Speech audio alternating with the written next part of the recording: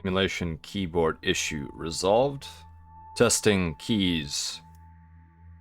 The quick brown fox jumps over the lazy dog. Primary alphanumerical keys are operating correctly. Jump nodes 1 through 10 are currently showing all parameters in the green. Transceiver is operating at sufficient bitrate. We are clear to proceed.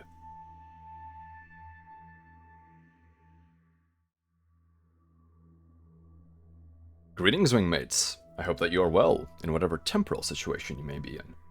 Ah, I see that we already have some input in the chat console.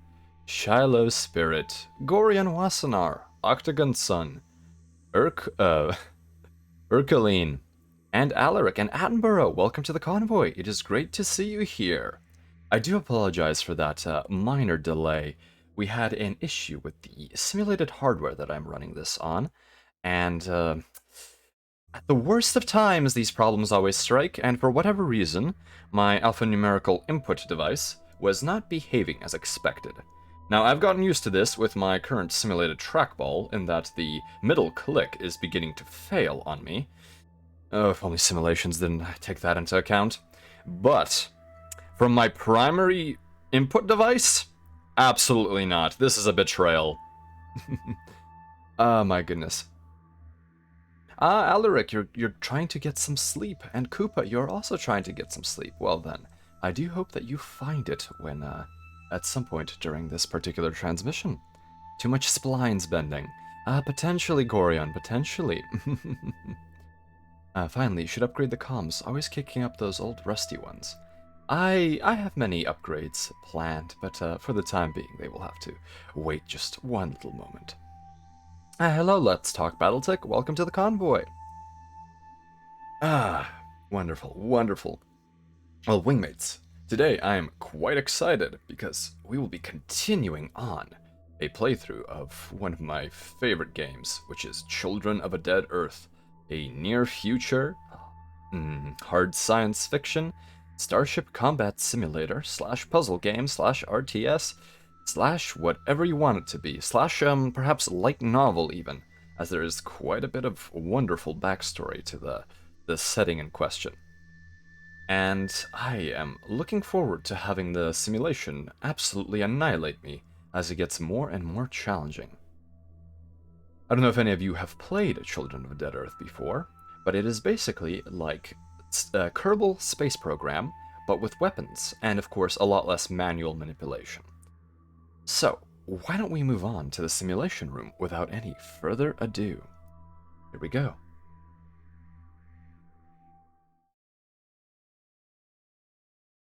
Alright, wonderful. Allow me to initiate the capture. I was forced to cease running of Children of a Dead Earth due to some issues with my primary alphanumeric input. So now we can actually begin firing it up again. There we go. There we go. Excellent. It appears to be being captured correctly. Now I apologize that the actual resolution is a little bit low, but as a result of having quite a few important bars here on the right side during combat, I felt it was better to have them visible rather than hidden behind the chat interface. Alright, why don't we continue on with the campaign? So we are not doing Vesta Overkill. That is the mission upon which I failed last time. Let's see here. Defend both a space station and a spacecraft and destroy enemy aggressive craft. Let's see here. So we completed Orbital Fallout last time we were playing this. And yes, let's talk Battletech. Children of a Dead Earth is a fantastic simulation. I love the fact that it is N-body. I love the fact that it has incredible simulation going on for each of the weapon types. And there are acceptable compromises that have been made in the accuracy of the simulation, but I think they are well worth it for playability's sake. Okay, so I think our next point is Lagrange Point Graveyard. Rendezvous with a rescue craft. To a disabled ship in Mercury's 4th Lagrange point before it runs out of food. Okay, let's see here. So we have a time limit. we have a tight delta V budget, and we have high gravitation. So because Mercury is significantly has significantly greater mass than any of the previous asteroids that we've been flying around, this will definitely cost us much more delta V to have any maneuver occur. Hello Tamaru, welcome to the convoy, good to see you here. So why don't we continue on to the briefing? And what was my previous best? 2 months and 24 days for this particular operation, and I expended 16.7 kilometers per second. Bone Miser, welcome to the convoy! Good to see you here. Alright, let's go to the briefing, why don't we? Alright. Well, it looks like the USTA fleet en route to Davida may have just been a feint after all. It diverted from Vesta to our second major stronghold in the belt, Ceres. We've been shipping off too many of our warships from Ceres to Vesta when they made their invasion burn to Ceres. We only had a month to react, far too little time to execute a turnaround of those ships, and far too little time to muster any forces from any of our other rocks in the belt, from Vesta or from anywhere else. Bunzel, welcome to the convoy. Good to see you here. This is a very specific brand of specimen game. I'm very curious to see how it is.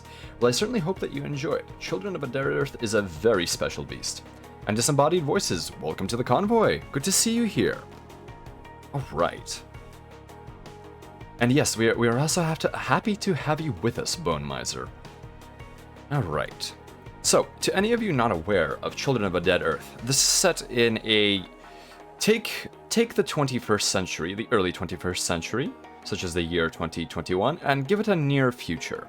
In this case, it would be 2249.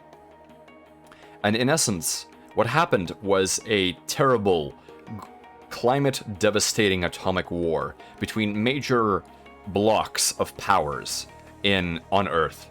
This resulted in the ice caps melting and in essentially a complete failure of the Earth's ecosystem and water cycle, leaving the Earth dead, as the title implies.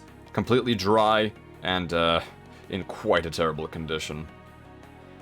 And essentially what happened was various nations began shipping their population off-world to colonies on Mars, the asteroid belt, Mercury, essentially spread all across the solar system, but primarily in the 4 gas giants.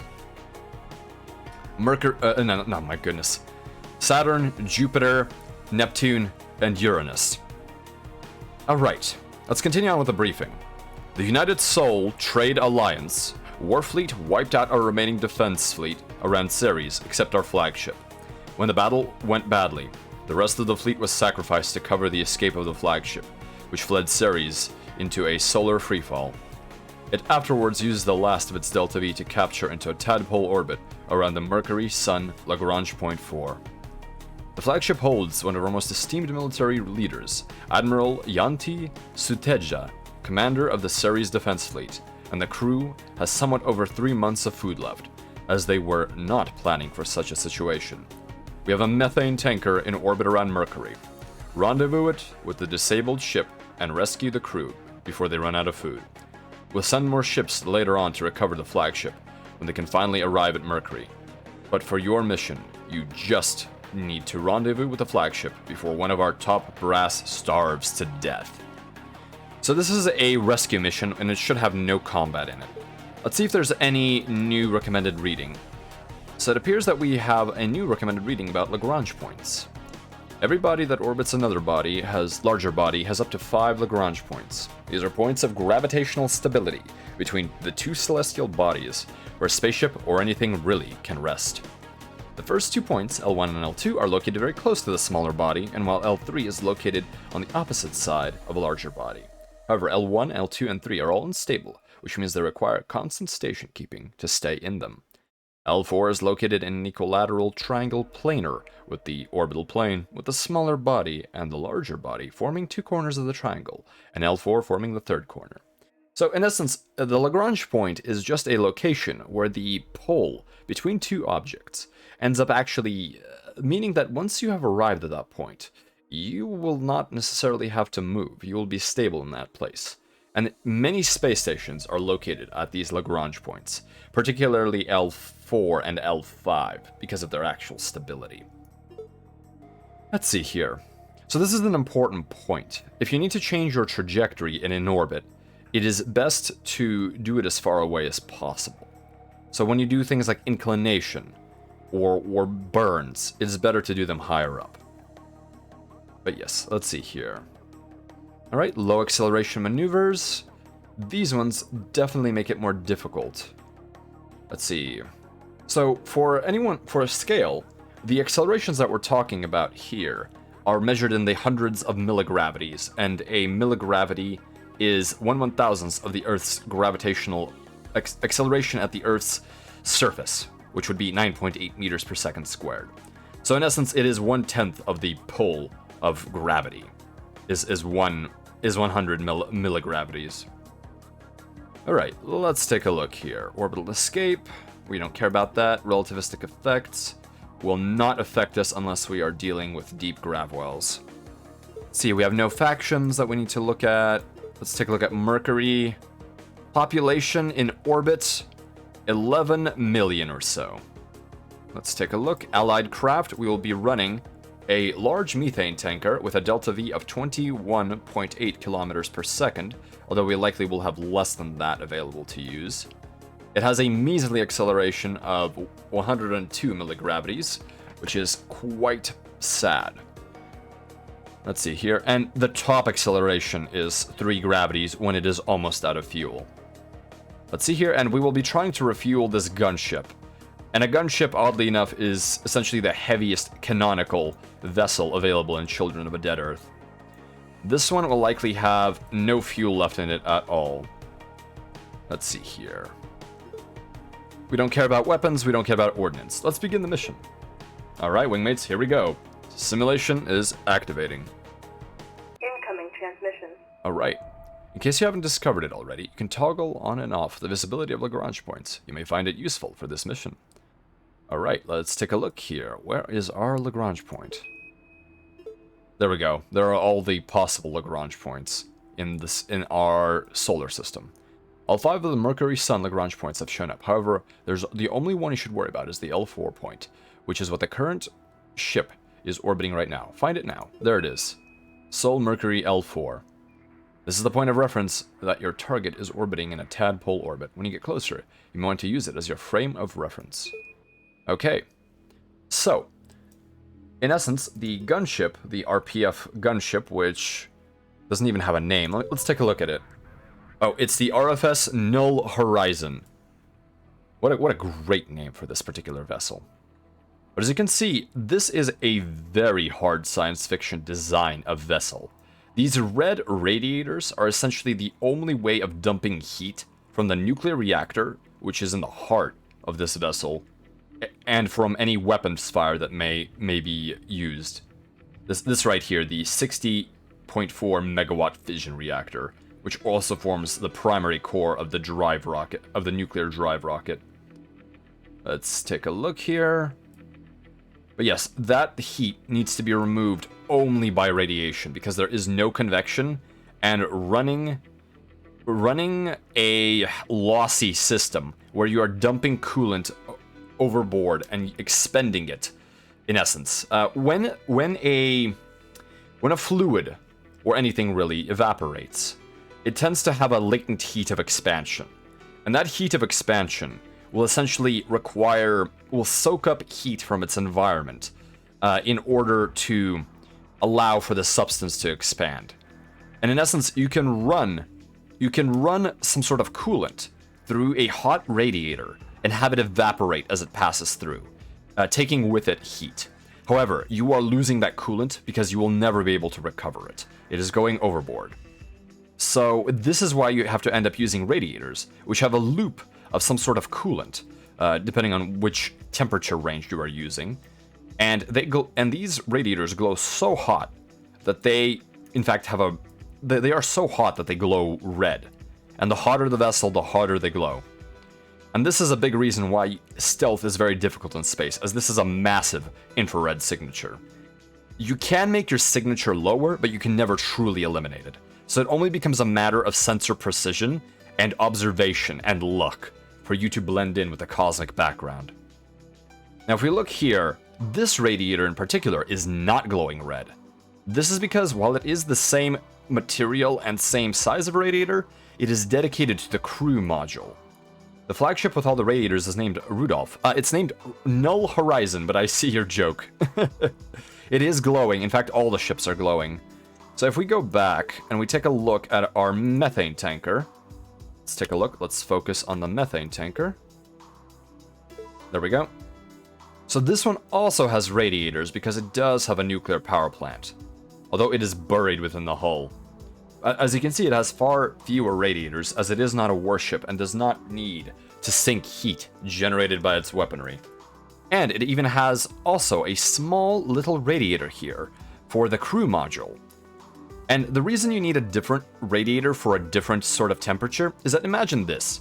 Imagine you wanted to have something that is hundreds, if not thousands of degrees hot, and you were running water to cool it off. That water coming out, if it was under pressure, or that coolant, would be similarly hot. Now imagine also trying to take room temperature heat and jamming it into that coolant again. And as a result, you would essentially, it would not work that way. Thermodynamics does not work that way. You go from more entropy to less entropy. Or excuse me, from less... Heat travels to where there is less of it. Energy will spread out due to entropy. And as a result, you will essentially end up baking yourself with this 1000-degree coolant running to your crew pod. And this is why you need a second radiator specifically meant for low temperatures to run cooling for the crew modules. So enough of that tangent about ship design. Let's begin our actual maneuvering. So let's go back. We have full delta V, which is highly unrealistic, but this is how we will do it. So our scale of operations is actually very enormous right now. And we're talking months of travel. So here is Sol, and Mercury. Where is Mercury? Mercury should be... Where is Mercury in orbit right now? Let's find it. Let's find it. Oh, no, we are in fact in orbit of Mercury. So Mercury is right here, and the Lagrange points are located here. So we have L4, L5. Here we have L... Oh no, goodness me. Which one is this? L... That is mislabeled. That is mislabeled. Oh, I see. Okay, so these are the only stable. They only indicate the stable ones. This is Sol Venus Lagrange point, so we don't care about that at all, actually. You require heat pumps otherwise, but those produce even more heat. Well, heat pumps are theoretically capable of extracting more heat than they generate due to the mechanics of gas expansion, but they do add more heat that you don't want to use. If you can afford to simply spend... I think the most important thing is mass. If you can have... You will still probably need a radiator for this, but if you can spend less mass having a massive cooling system that has to overcome a 1000-degree temperature gradient, then you are far better off spending that mass on a radiator than you are spending it on a heat pump like that. Yes, there are many important facts about this. Immense education accumulation, those sentences. I'm simply repeating what others have told me, so I don't think that it's too much of an issue. Oh, here is the Lagrange 1 point and the Lagrange 2 point. And there should be a third Lagrange point over here. Yes, it is. Okay. So here are the 5 Lagrange points. The 2 stable ones are L4 and L5. And then we have the unstable ones on the far side of Mercury Sol, on the inner side of Mercury Sol, and on the far side of Sol Mercury. So, in essence, we want to get to this point. So what we will need to do is we will need to wait for Mercury to orbit a little bit closer so that we can do a little bit of a burn onto this Lagrange point. Alright, so let's see here. What will we make visible? Trajectories, frame of reference, focus camera, list objects. We can't even select Venus or anything like that. They're just there for fun. Alright.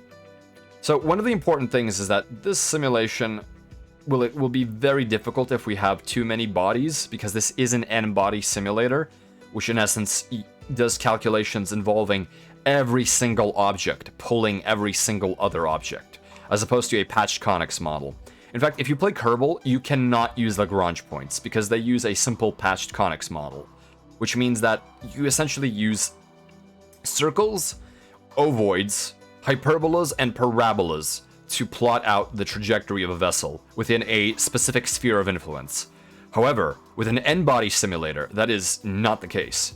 Your orbit will wobble due to the perturbations induced by other objects, and you will, of course...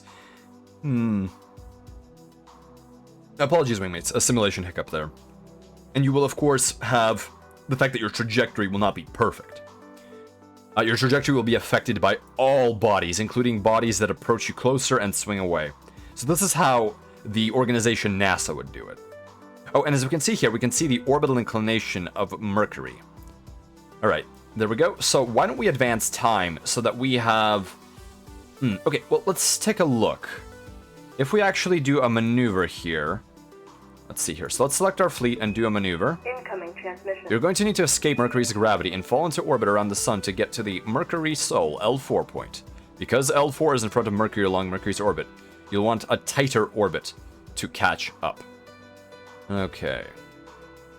Let's see here. You should select a point on your trajectory nearest to Sol. This is because your ship will be going the opposite direction of Mercury around Sol here. On the other side of Mercury, you'll have essentially to make a retrograde burn to escape Mercury's orbit. Okay, so basically what the issue is that right now we essentially have the same orbital speed as Mercury. When you are orbiting a body, imagine that you are part of it. You become a part of its, I suppose, its mass. And you have a certain orbital velocity in order to maintain a continual orbit around whatever your parental gravitational body is. In this case, Sol, which is the sun of Terra. And what we need to imagine is that relative to Mercury right now, we are going in a circle, so our velocity is constantly shifting. We will want to make sure that when we leave the orbit of Mercury, to tighten up our orbit, we want to leave orbit heading backwards. So basically, imagine if you have a vector of the velocity of Mercury, and we will be adding our relative velocity of Mercury, which is going to be backwards. We will actually slow down when we leave the sphere of influence of Mercury. My goodness, I really need a lecture on this, because this is much better done with a proper visual, especially because this particular simulation does not technically have spheres of influence. Okay, so let's do this. So, we're going to burn somewhere right around here, I believe. Actually, where will we burn? We need to make sure that we burn so that we are still within... Oh! That's another problem. Our orbital plane is actually not the same as Mercury's. I don't like this at all. What we're going to do is we're going to adjust our orbital inclination. If you have the correct point, escaping via tangential burn is vastly more delta V efficient than a radial burn. You should need much less than 1 kilometer per second to escape Mercury's orbit this way. And to anyone not familiar with delta V, essentially that is the ability of your spacecraft to change its velocity. Hello, Crimbo and Claudia. Welcome to the convoy. Good to see you here. And my goodness, did I personally say hello to Odette? Well, if I haven't, welcome to the convoy, everyone. So right now we are attempting to rescue a ship. Yes, good to see you too, Crimbo. And oh my goodness, my memory is failing me right now. Apologies, wingmates. Birdmoz, welcome to the convoy. Good to see you here. I am so sorry. Sometimes I do get a little bit forgetful when I'm trying to think about these orbits. So I do apologize. I try to welcome everyone I can. So what we're going to want to do is, because I don't want to have a velocity that is... I do not want a velocity that puts me... So basically, if I tried to leave tangentially right now, heading backwards through the velocity of Mercury, I will also have a slight vertical component, and that is a huge problem. So before we do any of that, we're going to do an out-of-plane burn oh my goodness, to stabilize or to level out our orbit. Let's see here. There we go. That is not level enough for me. I really wish there was a calculated means of doing this. So let's keep adjusting our out-of-plane burn. How many Delta V are we burning here? Not too many, actually. Well within our budget. But let's make sure that we are as level as possible. We cannot be supremely level due to the issues related to orbital perturbations caused by nearby stellar bodies, but we will do our best. So I think this is the maneuver I wish to do. So we're going to run our turn. We're actually going to run a 6-hour turn. Izmi Dovsta, welcome to the convoy. Yes, we're doing War Kerbal Space Program. Oh, and since some people are joining us right now, let me show you the ships that we're dealing with. So we're dealing with large methane tanker here, which is literally a package without any armor, with some crew, a nuclear reactor, and just enough radiators to get by, carrying nothing but methane for our other warships. And we are trying to rescue a stranded warship in our conflict with the United Sol Trade Alliance, the USTA. So let's take a inspect this fleet right here. This is the RSF Null Horizon, which currently has 0 Delta V, but is in a stable Lagrange point orbit. Hello, Kimmy Spice. Welcome to the convoy. This right here is one of the most powerful warships in I suppose, the canon of oh my goodness, of Children of a Dead Earth. And we definitely want to rescue this asset, in addition to there being very important personnel aboard it. So let's go back. And let's go back to plotting our orbits here. So our maneuver is actually plotted. So why don't we focus back on the methane tanker and run another 6-hour turn. Let's see here. Nope, nope, nope. We don't want another maneuver there. We're going to... Oh, no, we haven't even done a maneuver. So let's keep doing this. Let's keep doing this. And there we go. So we've adjusted our orbit, so now it's much more level.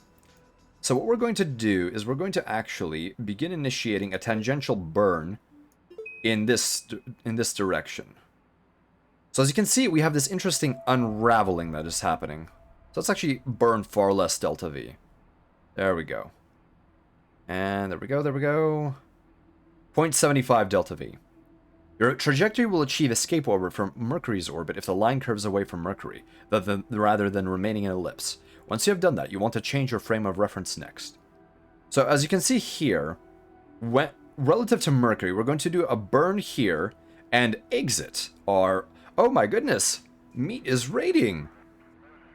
Boonga boonga! Boonga boonga! Bad rock people come from sky. Wing cave brother sister. Take rock, throw into sky. Protect cave from bad sky people. Welcome, Raiders. Welcome, welcome. Much fire in the dark. Drunk send dust big rock and berry tribe. Please protect from bad sky people. Meat, how are you doing? How was your karaoke? I managed to catch some of it, and I enjoyed it quite a bit. A throwback. Fun! With capital letters. Wonderful, wonderful. Like an Epcot ride. We went from prehistory times into the future. Wonderful. Lots of warbling. Metal bird. Welcome, welcome, Raiders and Wingmates. Welcome. It is good to see you here this fine day. I hope that you are all well.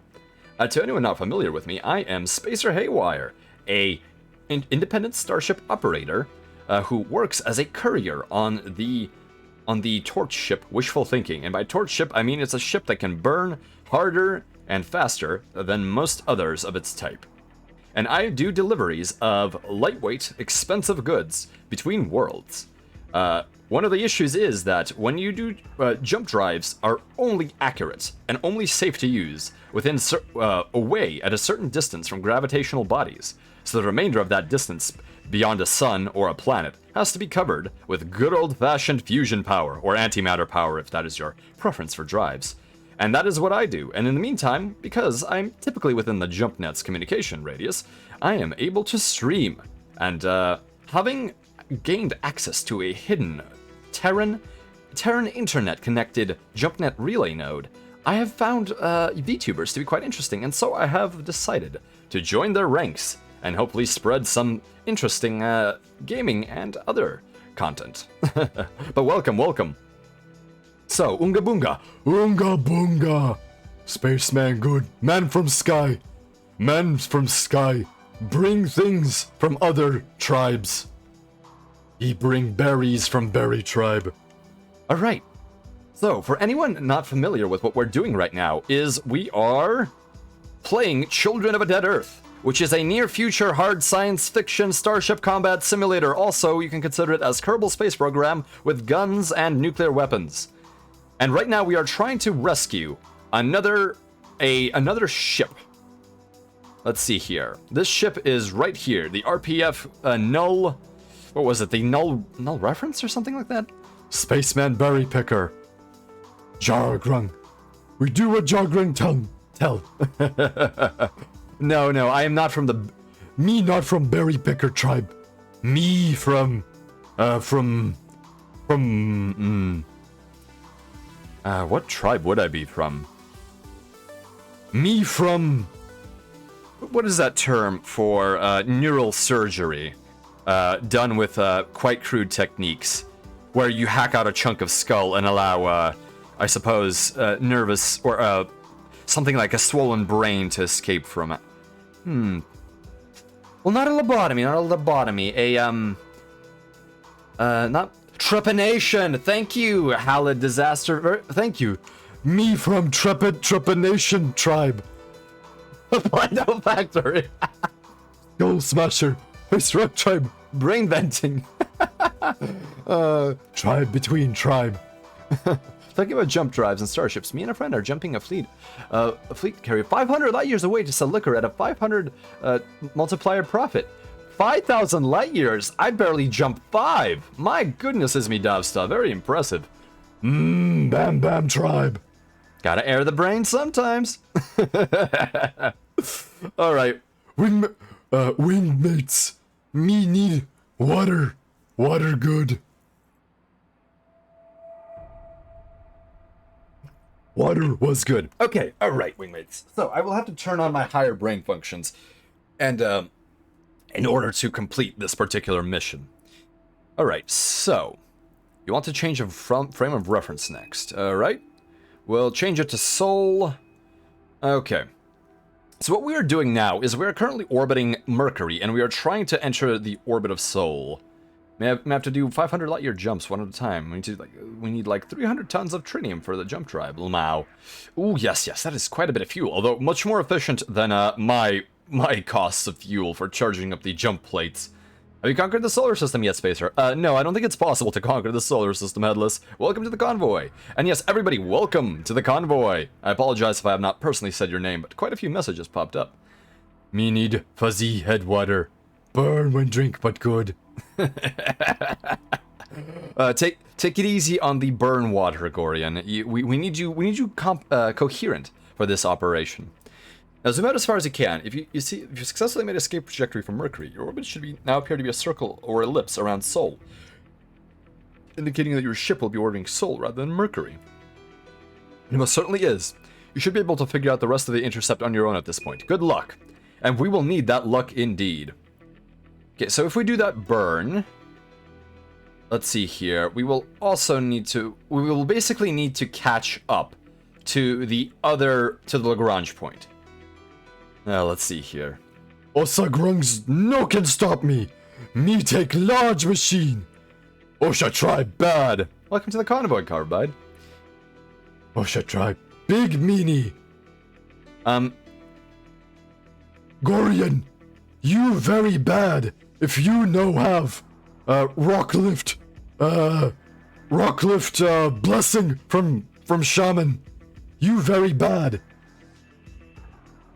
You need be safe with rocklift. Okay, so what is happening right now is that we are currently adding velocity to our orbit retrograde to the orbit of Mercury. And what this will mean is that we will have a smaller orbit than Mercury, which means we will actually travel faster than Mercury. Grung, have Brother Grung dragged from cave to home cave. Oh no, Gorion, are you taking in burn water and riding your rock? Oh good, you have a designated Grung. I am so glad. That face when you don't have the blessing to use rock lift. I am so sorry. Wingmates, raise your hands if you are certified to use the rock lift. Because I will admit this, I am not certified for a rock lift. Oh, that is such an embarrassing admission, but you know how it goes sometimes. So basically, when you have an orbit that is tighter than a different orbit, you will travel faster. And one of the things that we're trying to do is we're trying to catch up to a Lagrange point. And a Lagrange point is an area of gravitational stability where you will be able to orbit in this absurd manner. So if we look at the gunship here, it is literally doing this tadpole orbit around nothingness. It is a pseudo body that exists here. Painting hand stone, have shaman spell rock for lift.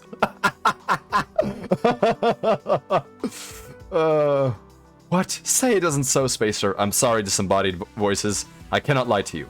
If I can fly a Type 9 cargo ship with 724 containers of liquor, I can use a rock lift. I certainly hope, Ismi Dabsta, but you'd be surprised. You'd be surprised. Sometimes you definitely want the prerequisite training. So what we'll do now is we will make sure that we complete our burn from Mercury. Let's see if we can zoom in on the fleet tanker. Actually, we need to go back. Unfortunately, we can't zoom in far enough, so let's do our turn run. We're going to do 10 hours, or 10 days, or 1 day. 1 day, we haven't completed our burn, and our burn is complete. So now, we are moving faster than Mercury, which means because Lagrange points actually move with the orbiting body, we need to be faster than Mercury in order to catch up to its parallelly traveling Lagrange point. So right now that is exactly what we are doing. We are trying to catch up. We only have 3 months to accomplish this mission, Wingmates. And just for scale, that is how long you'll be spending playing blackjack and poker on your vessel just to do a simple operation like refueling a warship that is trapped. How long in real time will this trip take to complete?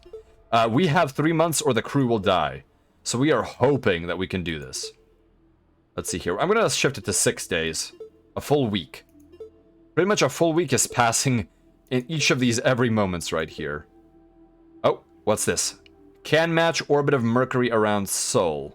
We may actually fail this mission, Wingmates, because I may have underestimated how much faster we need to go than the Lagrange point. No, we matched Mercury again. This is bad. Now, let's see here. I do not want to match that. And we have failed this mission, Wingmates. Alright, let's restart that. Okay, so... Yes. We're not going to disable help, because we need help here. So what we're going to do is we're going to plot our trajectory again. Well, the crew starved to death. That was a tragic incident. That was not Pog at all, Ismi Davsta. Not Pog at all. So at this orbital node, let's once again readjust our orbital inclination in order to have the correct orbit. There we go. Perfect. We're going to run our turn. 6 hours pass, 6 hours pass. As you can see, orbiting is a very boring proposition.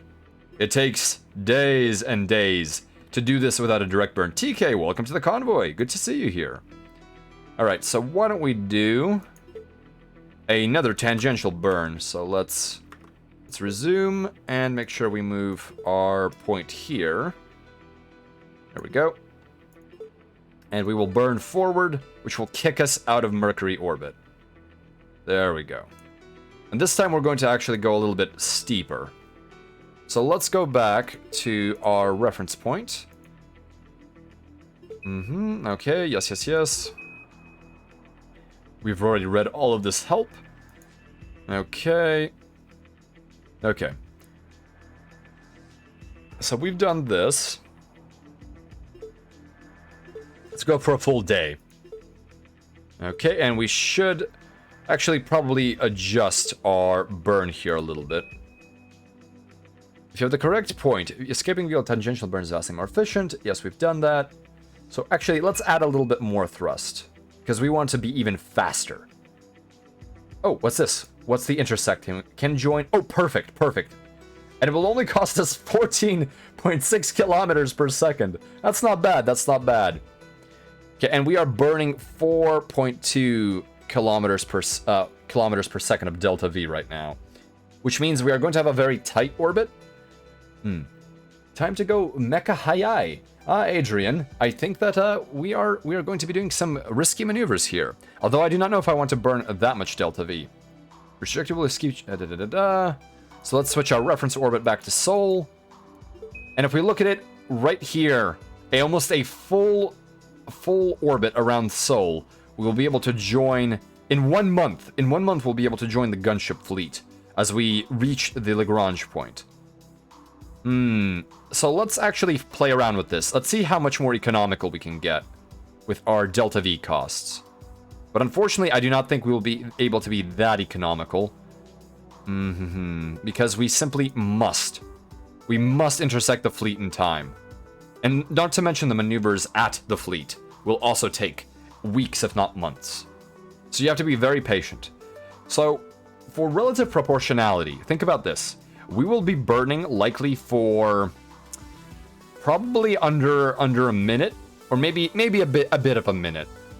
Now, okay, so this is 4 kilometers. Now we'll be burning for several minutes, but that is it. For over a month, we will only have run the engine for approximately, I don't know, 6 minutes or so. So that is pretty insane, if I do say so myself. Okay, let's take a look here. That's fine. You should be able to figure out the rest of the intercept on your own. So let's do this. Okay, now let's switch back to 6 days and just run our turns. So, as you can see, we are much faster this time around, and we may actually be able to intercept. So, what we're going to do now is we're going to focus on the methane tanker. Here, we'll use the focus tool here on the gunship. So this is where the gunship is, so we're going to focus on the methane tanker. Okay, so what we will want to do is we want to intersect the orbit of the fleet. In fact, we can even join. Let's see what happens. So we'll join the RPF gunship. Join failure, not enough delta V. So the calculation was erroneous. Let's see here. So let's undo that. That will not work. So what we will want to do is we will actually want to orbit the Lagrange point. So, let's see if we can do a relative, set the frame of reference to Sol Mercury L4. So what we will need to do is we will need to adjust our trajectory in order to be in an orbit around Sol Mercury L4 Lagrange point. Also, anyone partaking, 1-to-1 ratio, whatever it is you're drinking to water. Don't ask, just do it. You'll thank me. Water. You got a license for that water? Hangovers are mostly dehydration. Well, thank you for reminding me to also hydrate myself, Gorion. Much appreciated. Ah, wonderful. Activating my life support systems. There we go. There we go.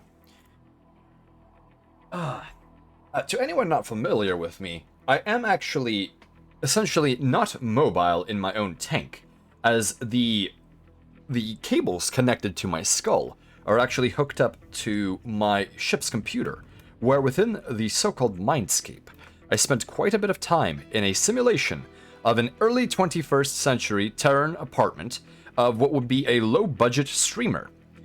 I wish to always simulate what I am doing to a T, so I have been looking very closely for schematics of old hardware and software, and for the way that cheap residences were constructed. So I have the most accurate means of broadcasting to you, wingmates. Spacer has a cute maid bot with a large aquarium net to fish him out to clean the jar. I can extricate myself, Gorion, but I appreciate that you think of me in such a way. Alright, so why don't we do a tangential point here? Let's do an adjustment here at our apoapsis. We can do a single burn. Trajectory.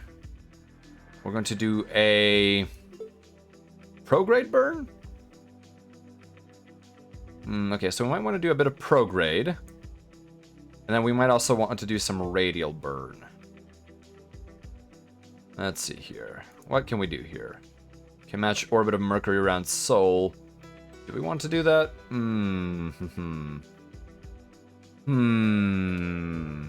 Oh, my reference point, Let's see. Select object, set frame of reference, Lagrange L4, there we go. So we're going to actually speed up a little bit. No, we're going to have to slow down, potentially. Lagrange points are so strange. This mission took me a while of fiddling with it. No, I don't want to do that. Let's see here. And germanium, I'm glad you find that interesting. Spacer, when are we going to get more lore about the wishful thinking? Welcome to the convoy, Melchior. Good to see you here. We will probably be doing that in a separate segment at some point, I think next week. I would really like to explain some things about the wishful thinking and its design, wingmates, and so that there is a little bit less confusion. For example, trivia point, wingmates. Where I am, my position, which appears to be vertical to you, is actually a lie. I am oriented lying down horizontally. I just thought it would look weird if my particular avatar was directed as the way my body actually is. But yes, I would like to at least have some basics about the wishful thinking for you, wingmates.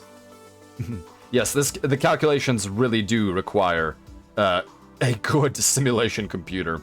That would endanger the space-time continuum. I hope it wouldn't. I'm glad you're excited, disembodied voices. In space, what is really up anyways?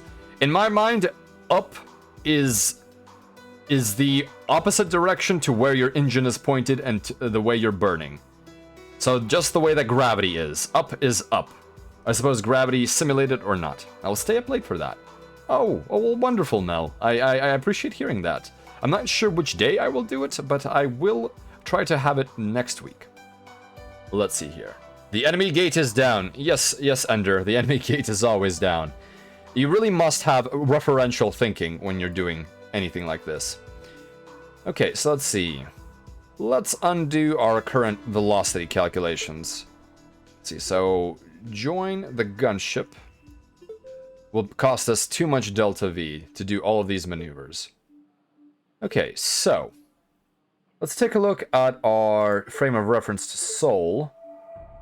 So we may want to actually do the burn further up. Let's see here. So where will the Lagrange point be? Okay, so let's do the burn further up. In 15 days, my goodness, we're not going to have much time for a rescue, are we? So here we are. Oh, no, we're not going to do that. As you can see, the simulation is lagging because it has to do a lot of calculations into the future. I love the way BTEC orients its maps. Let's see. Coreward, spineward. Ah, yes. The way that the hexes are done. So let's select our trajectory and do a bit of a burn here. Now let's go and see if adjusting our... well, we don't want to slow down, actually. I think we want to do a radial burn. It's been a while since I've done a Lagrange insertion. We are running out of delta V because radial burns are hideously expensive. Let's see here. So we are trying to insert into Lagrange. Okay. Let's see here. Okay. We will want to actually burn forward, I think. Or maybe not. Let's see here. We have too much velocity to enter the Lagrange point. So if we burn tangential forward, that is not what we want. So I'm going to actually go back here. And I'm going to burn tangential all the way back here. Oh my goodness, I'm burning way too much delta V. Let's see, I only need about 3 delta V. So if we push ahead a little bit, how much will this cost us? Far too much for the join maneuver. Okay, let's see here. Have you ran across a mining vessel called the Red Dwarf in your travels? Asks Mr. Rue. I have not, Mr. Rue. Although there have been other vessels with the name Red Something or Something Dwarf, but never a combination of Red Dwarf. Also, I generally am not in areas where mining vessels would be encountered, unless it is at a dock. Generally, space is so empty and our trajectories are so distinctly different that oftentimes it is very rare to actually encounter something other than as an IFF blip. How much cargo space do you have? I will let you know in due time, eGhost, later on this week. But suffice to say, I have very little relative to my overall mass of the vessel. This is a courier ship, not a... It is not a vessel. Not a vessel for large hauls. Alright, let's delete that thruster burn. And let's do another thruster burn. Let's see, let's do it radially. Okay, let's see. We are burning up all of our Delta V. Okay, and we'll do a little bit of forward burn. There we go. I'm going to set my frame of reference to the L4 point. Okay, so around it we will be curving. So what we want to do is probably slow it down a little bit. Let's see, what are we even doing here? So relative... Okay, let's try it again with the right reference.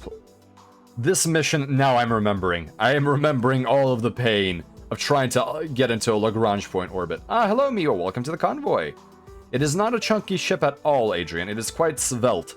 And I have lightened everything that I could besides some personal effects. Okay, let's see here. Can match orbit of Mercury around Sol, apoapsis. Okay, let's see here. What can we do at apoapsis? So, why don't we actually... Now, slowing down won't help us. Speeding up will, however, probably actually do so.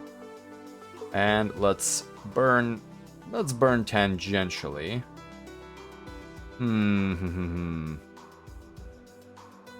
Okay.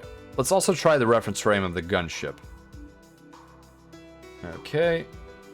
Let's cancel our current burn. So relative to the gunship, this is what it looks like if the gunship were to stay still. So, what we will likely want to do is somewhere here, actually adjust it so that we burn radially this way. No. We don't want to do that. We want to do a tangential burn this way. Okay, I am slowly losing my mind, but that's okay. And we can join the fleet. Over time limit. Okay. And that is also over our Delta V limit, unfortunately. Miwa, I'm doing quite well myself. How are you today? Melee Bros, welcome to the convoy. I don't think I said hello to you. You're lean and mean. You're swell. But are you swole? Okay. So, wingmates, if this is confusing you, don't worry, you're not alone. Relative trajectories are very strange. So why don't we actually make our adjustments here? Let's see, you've been playing Monster Hunter, having beer and watching Spacer, so I'm well. Oh, fantastic, Miwa. Fantastic. I've also been able to watch some streamers in this particular day, which has made me rather pleased. So I'm there with you. And oh, no. Okay, let's see here. So we will want to... How will we want to adjust our trajectory here? We'll do a bit of radial... So what if we... No, what if we burn radially like this? Then we burn forward. And we're burning up all of our Delta V doing that. An excellent day for stream viewing. Yes, indeed. Who did I watch? Let's see here. I watched a little bit of Meat, and before that, I traveled with the raid from Koopa, who was doing a karaoke, and before that, who was it? I think I was watching a multi-stream before that. And, of course, multi-stream drifting is a tradition. I do burn a lot of data on the jump net with that, but of course, it's no problem. Space stuff and physics always fascinate me, but I never understand. Here's the secret, Adrian. Even those who study space still don't understand all of it. Okay, so our relative trajectory to the fleet is like this. So why don't we burn tangential and attempt to adjust our orbit correctly? No, we don't want to do that. What happens if we attempt to join the fleet here? 20, no, too much delta V. Right, I need something where the reference point is a little less insane. Okay, so when I am traveling here,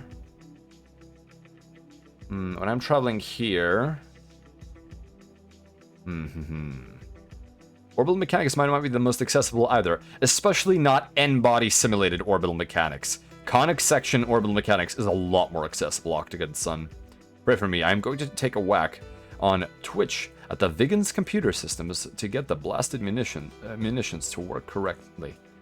Ah, you are trying to get a digital combat simulator working correctly, Gorian. My prayers go out to you, especially when it comes to the simulated computers. Dorime, interiere hazahara dorime. What a fantastic meme that is. Wingmates, when was your first memory of Doge? Ameno. I will do that next karaoke, I think. And next karaoke will hopefully be sooner than I anticipate, as I will probably do it at 1,000 Twitch followers, because that would be an event to celebrate. And I would do an all-day event, I think. Well, not an all-day, but a long event. Ah, 2014, I see. But yes, Doge does go quite a ways back. Ah, hydration. Ah, 2011. My goodness, a decade ago. But yes, Doge is quite a venerable meme, and for it I am grateful. In your referential frame, Wingmates, what would my understanding of Doge be? Let me quickly double check which one of the earliest I saw. Let's see here. Probably.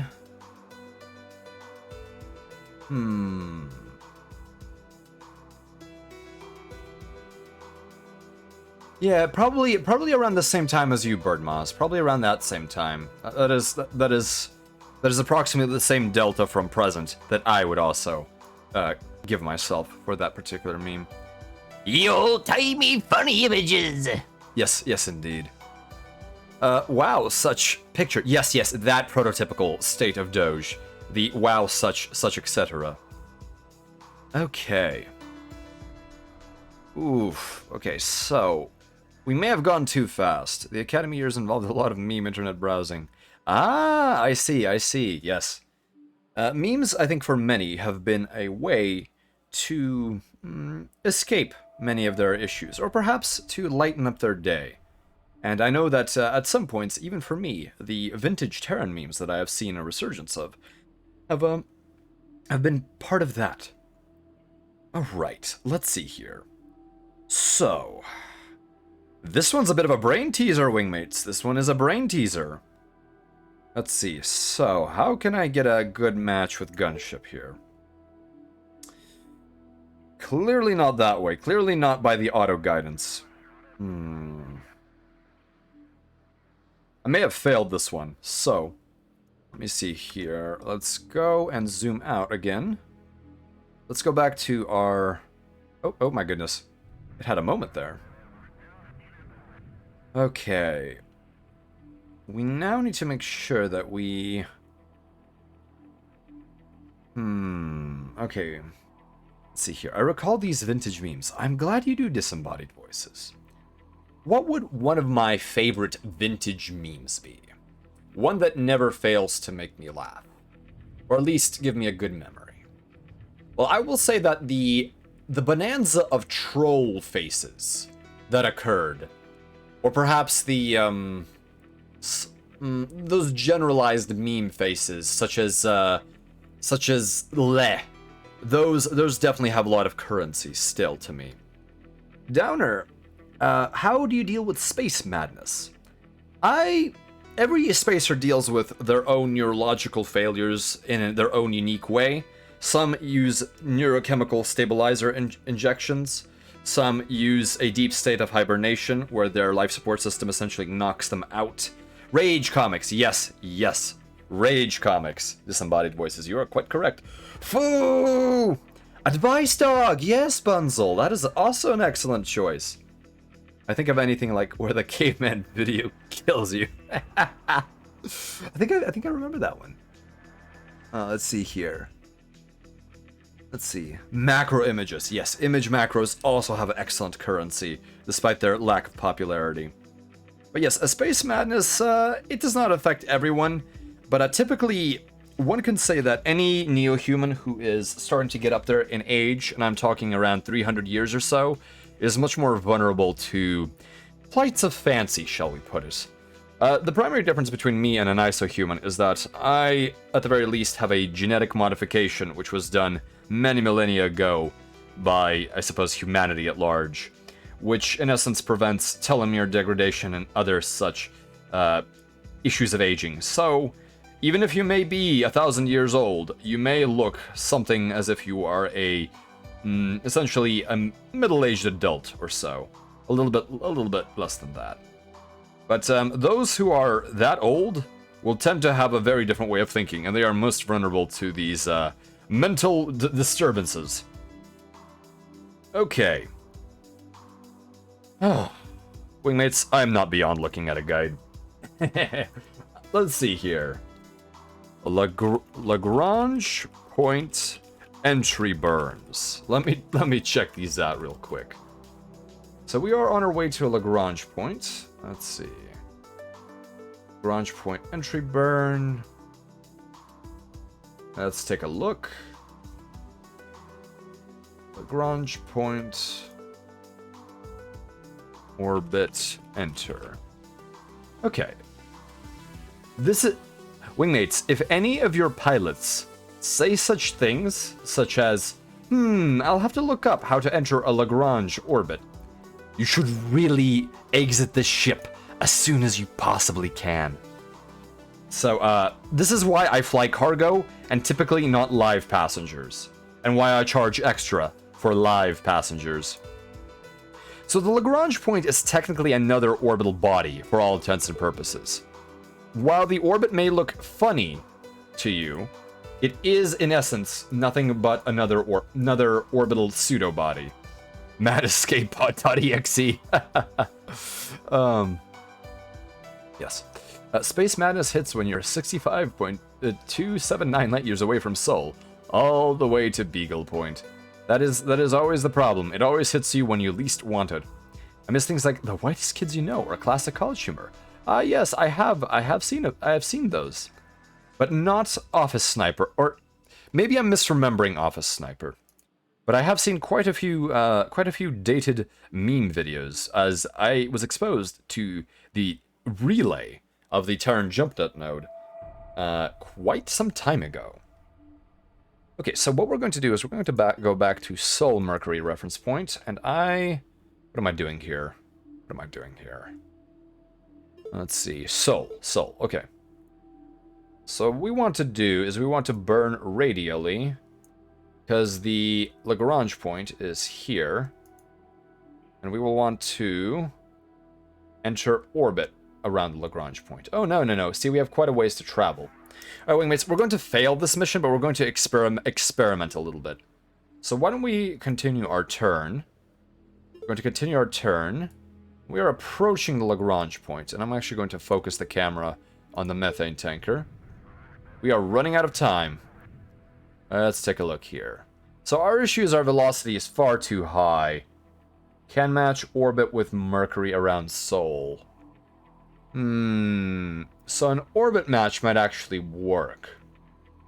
Let's take a look here. Here we're going to... Now we need to catch up to the Lagrange point. Let's see here. Let's see. Jenkins down. Slide me that rifle case. God, he's got the space madness. Tie him down. Wingmates, do I appear to have the space madness right now? I am simply having the space confusion is what I'm having. Oh, sniper business. I see. Oh, yes, I think I've seen this one. I just don't remember it very well, but the image does ring a bell in me. I will have to catch up with that a little bit later, but thank you, Gorion. Yes. I'm also particularly fond of stick figure animations. I think those definitely have, those definitely are very interesting on their own. Okay, let's take a look at where the Lagrange point is. So right now it is here. So we have a velocity difference of 8.52 kilometers per second. So we're going to set this frame of reference to the Lagrange point. And we're going to do a retrograde burn, I am thinking.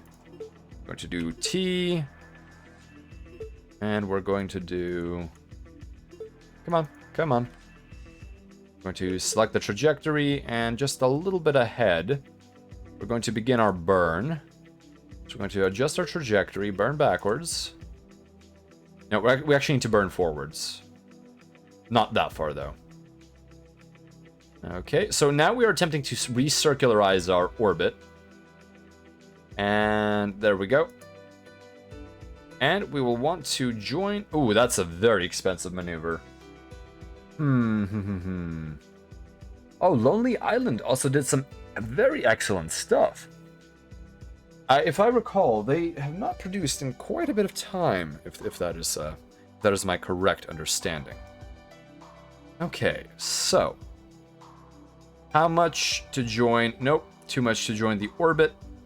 We may have burned a little too hard. We'll have to play with this. Let's see here. So radial in. No, radial is not the correct burn. That is burning too hard.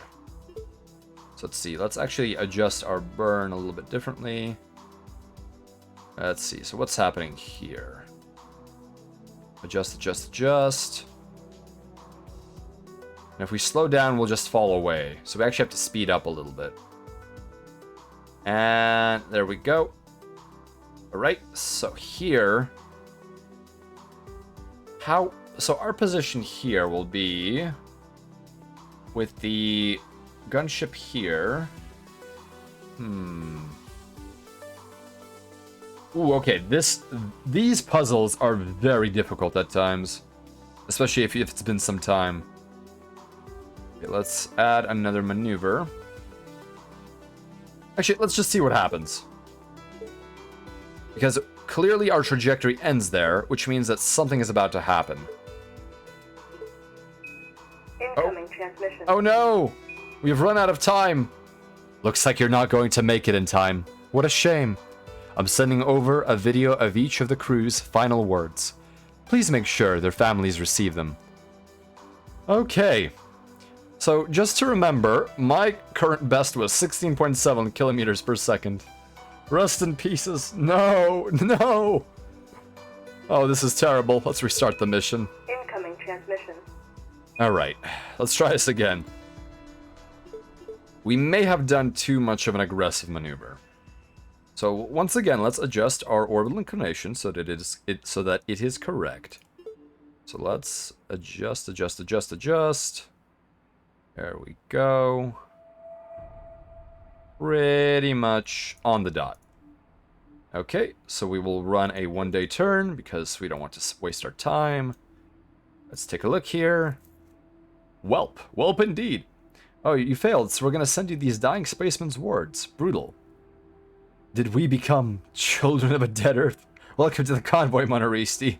But I think we may have created children of dead parents, unfortunately. I'm sure many of those crewmates had families. So let's not do that again. Let's not do that again. That would be most of a serious problem. So let's do our burn out of Mercury, and let's just do as little as possible. Let's see here, reference point back to Sol. Okay, that is fine. Okay. Just set up an email forwarding service. Maybe next run. Magellan, we are not. We are not at all. Making a lot of future Batman. Oh no! No, Bunsel, I hope we're not. This is the run. This is the run. Okay. Alright, so let's see. So if we burn tighter, when in tarnation will we have the opportunity to actually exit? Or to reach the Lagrange point. So if we're here, we're not catching up nearly fast enough. So let's see, we could do a very aggressive maneuver. There we go. That's a very aggressive maneuver. It'll cost us 4.5 kilometers of delta V. This is the run! Wow. That would not be good, but we could technically plot that intercept. So I'm actually going to cancel that maneuver and take this one and actually keep burning even more. More fuel expended earlier might actually benefit us in the long run. And this is 1 month from now. It will cost us less and less to join the gunship fleet. There we go. And if we do that, there we go. That'll cost us 15 kilometers a second. And there we go, there we go. Let's just keep playing around with it until we get an optimal, a relatively optimal. That is a lot. That is a lot of Delta V. Let's run the turn. Let's run a 6-day turn. Here we go. Okay. The weeks are going by. The weeks are going by, and we are approaching the Lagrange point. Okay, so this is the part where we can probably cancel this maneuver and actually think about something else. So we are here now. We're essentially in this correct position. Oh, let's see here. Let's play around with the trajectory. Let's do a bit of tangential burn to speed up. No. We actually might want to do radial move. Let's do a radial move. Okay, and we can actually intercept... Oh, no, too much Delta V. Okay, and how much will it cost us here? It'll cost us more to join. Let's see... And that will be in 18 days, so we should be able to save the crew if we do that. Okay, so if we instead slow down... If instead we slow down, we will have to speed up to join the fleet. So what we will want to do is speed up a little bit.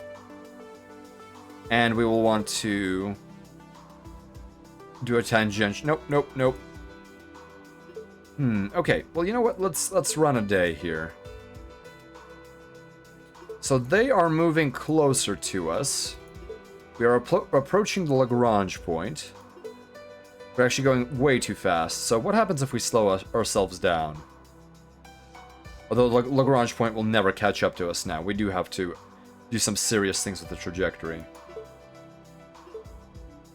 So hopefully we will intersect the Lagrange point soon. Oh, so this game is hopefully Oryx, the game. Yes, in some sense it is. So right now what we are trying to do is we are trying to get ourselves lined up with the... Basically so that we can enter orbit once we have caught up with the Lagrange point. So let's take a look here. Relative velocity, Sol L1 Lagrange. Okay, so we keep running our turns. Okay, and what we will do as the tanker is we will probably initiate a retro burn. So let's see what joining the gunship will cost us. Not enough Delta V. Okay. Undo that.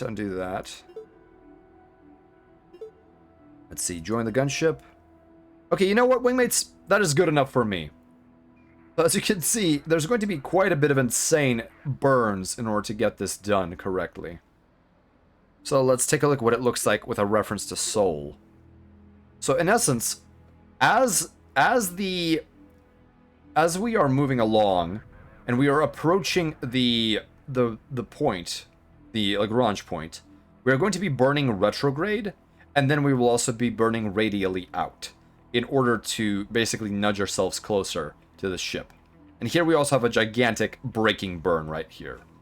However, I am more than okay with this, because it means that we will match trajectory with the fleet. So we are currently burning, we will join them in 14 hours. Or 14 days, 12 days. Hopefully they won't die. There we go. And we've joined them. Incoming transmission. And mission is complete. So yes, Monoristi, a lot of this is fiddle with the sliders till it works. Because that is how this sort of navigation is done. Thank you, Birdmaz. Alright, so why don't we continue on to the next mission? Just in time, Admiral. Thanks for the rescue. And this is Admiral Stuteja talking to us. And let's see. We have actually, I think, beaten our previous best in terms of time, but not Delta V. All right. Here we go. On to the next scenario, and this one will be a precision combat mission. Let's see here. The Interamnian incident. Summary: disable an enemy warship around Interamnia that has mutinied, but do not destroy it. Time limit: 10 days. Alright. Well, this is most unfortunate. One of our warships in orbit around Interamnia has mutinied, imprisoned the captain, and seized control of the ship. We assure you, it is an isolated incident, and not endemic to our entire military or anything like that. Now, wingmates, doesn't that sound a little sus to you?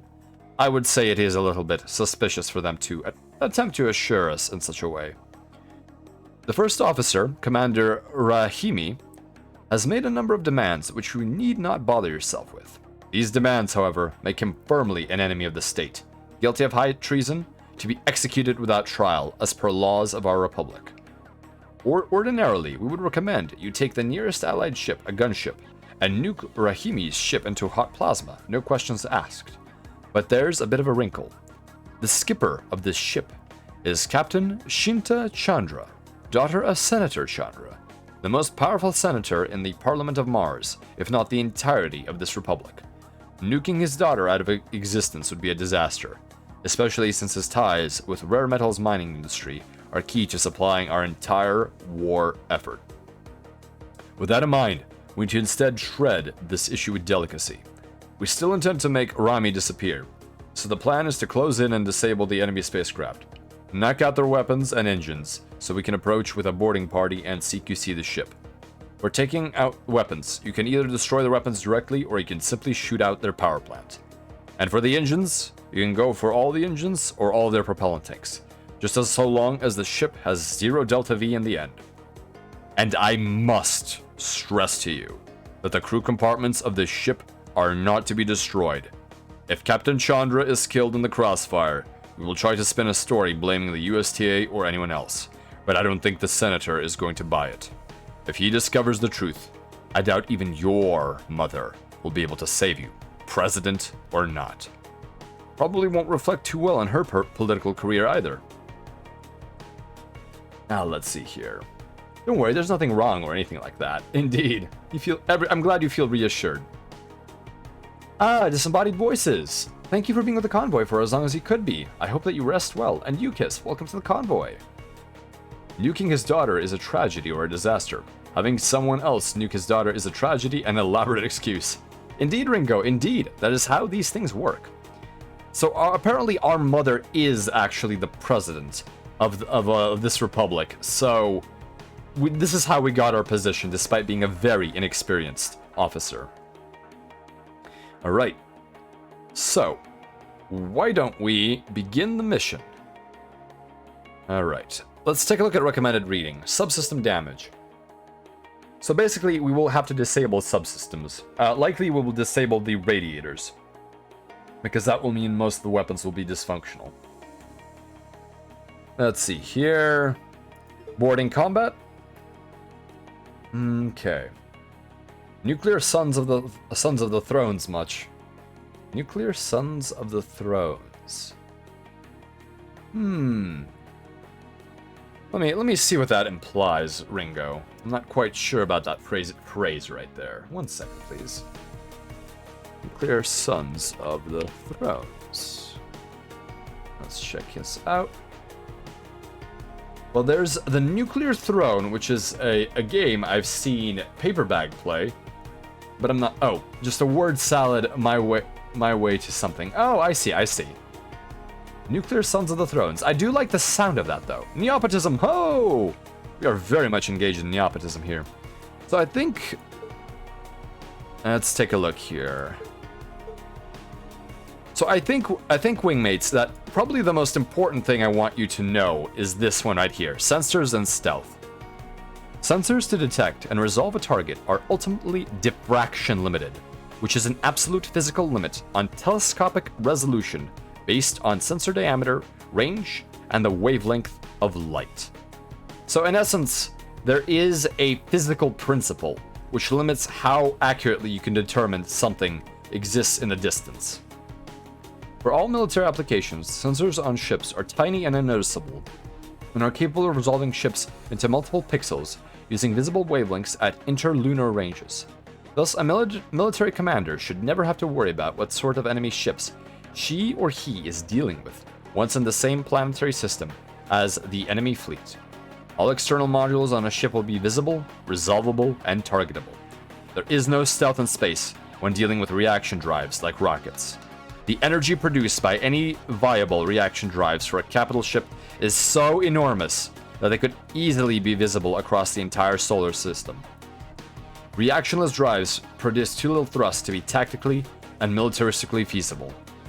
Every faction controls a network of tiny, cheap satellites and statites around the solar system to look for and track the movement of every single spacecraft in the system, which also prevents directional radiating of waste energy. From the energy output of every ship watched, the mass, exhaust velocity, thrust, and trajectory of every ship is cataloged and tracked in real time, as fast as light can travel, at least. Brand new sentences and word salads. Very understandable. I also have moments of word salad, Ringo. So, wingmates, this is a very important point. Essentially, compared to the background of the emptiness of space, any engine being fired that is viable enough to move a practical rocket will be observable to the typical military or even civilian tracking system. This is especially relevant, especially when you're running something like a torch drive. When you are accelerating very rapidly like that and burning incredible amounts of reaction mass with incredible amounts of energy, there is no way to essentially not have that be detected, even with poor sensor resolution. And of course, as was said here, in a system where there's already an established network of sensors, you cannot simply put all of your radiators and engines in one direction and hide it behind something like a dish that you intentionally cool to the temperature of the background radiation of space in order to make yourself less detectable. That is feasible in systems where there are no sensors. For example, if there is conflict in deep space, where in a place without any sort of settlements, or something akin to that. However, it is almost never an option in some sense. Alright. There we go. Ship layout. Ships are cylindrical because it allows for a good balance between surface area and internal volume, and also construction, in terms of difficulty of making a cylinder versus a sphere, even though a sphere is technically the most efficient mass or efficient volume per surface area. And the reason we care about surface area efficiency is because armor is on the surface area. The more surface area you have to armor, and however thickly you have to armor it, is the more mass that is wasted on not having propellant. Okay, let's see here. Surface area is related to heat ablation, right? Oh, well, when you are re-entering, yes, it is related to ablation. So the more, but it is a little bit different with re-entry, as having too much surface area could also be a problem. It really does depend on the drag at that point, and also the materials used, the shape of the materials, etc. For armor, it's a little bit simpler. So the rogue faction. Here we go. It is extremely rare for high-ranking military members of the Republic of Free People to turn traitor, as loyalty is the most significant factor in grooming for officers. Cases of actual treason tend to be isolated incidents of extreme circumstances, and often require a multitude of factors, including sudden mental illness and bribery or extortion by opposing faction. The United Soul Trade Alliance is one such faction with a long history of attempting to corrupt or coerce military officers from other factions. So there is a good chance that this particular officer has actually been bribed or something akin to that. The music turning up a little bit there. Hello, Last Bucket Knight. Welcome to the convoy. Yes, we are currently going to be doing some mechanics. And this is Interamnia. which is an asteroid, it seems, a very small one. So we should have very cheap orbital maneuvers. So our allied craft is a gunship. This is one of the most powerful capital ships available in the entire game. It has a length of 214 meters, and it has a mass of 11,700 tons, which is quite heavy, although less than terrestrial battleships at their peak, which were something akin to 30,000 tons or so. Let's see, it has a very low acceleration of 143 microgravities. So this is not a ship that you want to be maneuvering in combat.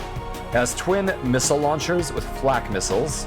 It has four 3mm coil guns. It also has four 34mm heavy coil guns, which should be much slower firing. And it has a laser, it has more railguns, it has scatter railguns, which would be good for anti-missile work, and it has 8 turrets for its laser. So one of the interesting things is that while you may have multiple laser turrets, the actual laser core, where the light is primarily generated, can be located elsewhere in the ship, such as in the heart of the vessel. So that means one core can fire in different directions, or even be beam split to fire out of multiple ports at once. As you can see, we have 8 centimeters of reinforced carbon armor, followed by 5 millimeters of aluminum to protect us, and that is likely a Whipple shield. The enemy craft is a laser skiff. It only masses about 10 times less than we do, at 1.58 kilotons, and a length of 105 meters. Has better acceleration, but not by much, which doesn't mean anything in combat, to be honest. It has a decoy launcher, which we'll have to be aware of when we fire missiles at it. It has 8 60mm cannons, which are its primary short-range armament, and it also has turret-mounted green lasers. So let's take a look at the weapons. So the cannon has an effective range for a capital target of 11 kilometers, whereas the railguns, which we are using, have an effective range for capital targets at around 39 kilometers. So we have a massive range advantage. And essentially, this range is not necessarily how far a projectile can travel, because there is no atmospheric drag in a vacuum, or at least a near vacuum. And in essence, this is a matter of how fast a projectile can move and how much spread the projectile has. So one of the important things is that you definitely want spread to be limited, because as the inaccuracy cone is further in distance, the surface area that you will be pelting with differently inaccurate pellets will be larger. So if you look at this, here is a linear proportionality of how much bigger the cross-sectional area of that target spread cone starts looking like at different ranges. So at 60 kilometers, you have a massive, almost 3 square kilometer surface area that you're scattering shots across. Airborne Ninja, welcome to the convoy. I have not used the module editor much, but we do have it available. We're actually playing the Interamnian incident. I'm simply explaining to my wingmates the principles of this system here. Yes, just a weapons overview, but good to see you here. I wish the Amara Civil War got an HBO series like Game of Thrones. That would be excellent, Gorian. I think that Tex Talks Battletech will probably be the closest thing we come to having an HBO series on the Amara Civil War. So let's see, we also have some coil guns, which have... This particular one, the sniper coil gun, has an incredibly low spread, and it has an incredible range as a result, because its total spread is very excellent. Now the heavy coil gun has less range, but far more punch. It has a 5 kilogram round, as opposed to a 50-gram round. Although the velocity is significantly lower, so if I do a energy calculation, there should be a range calculation here. Unfortunately, there isn't. Let's see here. Battletech far greater than Game of Thrones. Ah, I see. Yes. Well, I would think so too, but I'm also biased, so I will not make too many statements. Now, asking for Game of Thrones is a monkey's pockers. Indeed it is. Are you familiar with Tex? I take it you've played Space Station 13 at some point then. No, Downer. I am familiar with Tex through his work with Battletech, but I have branched out into the other activities of the Black Pants Legion as a result of Tex Talks Battletech. Tex is pretty good, and that voice, indeed. Tex has a fantastic voice for narration. As they say, he has a voice for radio. Alright. So here we go, wingmates. I was having a moment of insanity when I was drawing these diagrams last night, when I was drawing Carvebide's aerospace fighter. But this is what I meant when I said that lasers have an incredible power drop-off at range. So, if we look here, essentially there's a very quick drop-off in power, and that means that lasers are surprisingly short-ranged weapons because of the way that the optics have diffraction.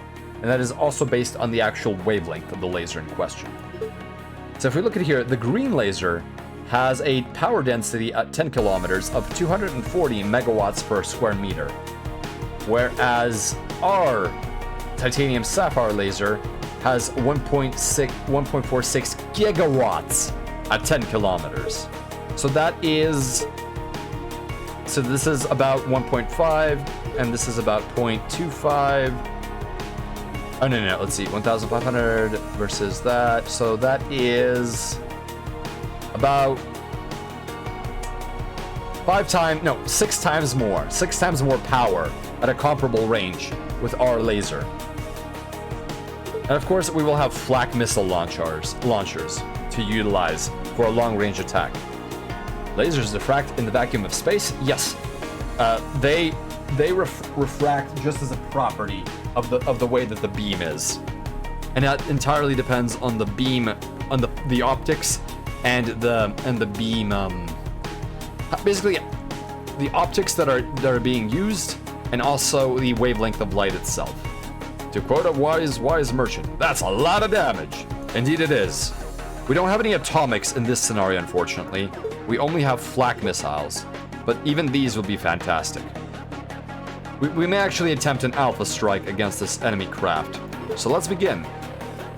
Incoming transmission. 1 second, please, wingmates. I require some more hydration.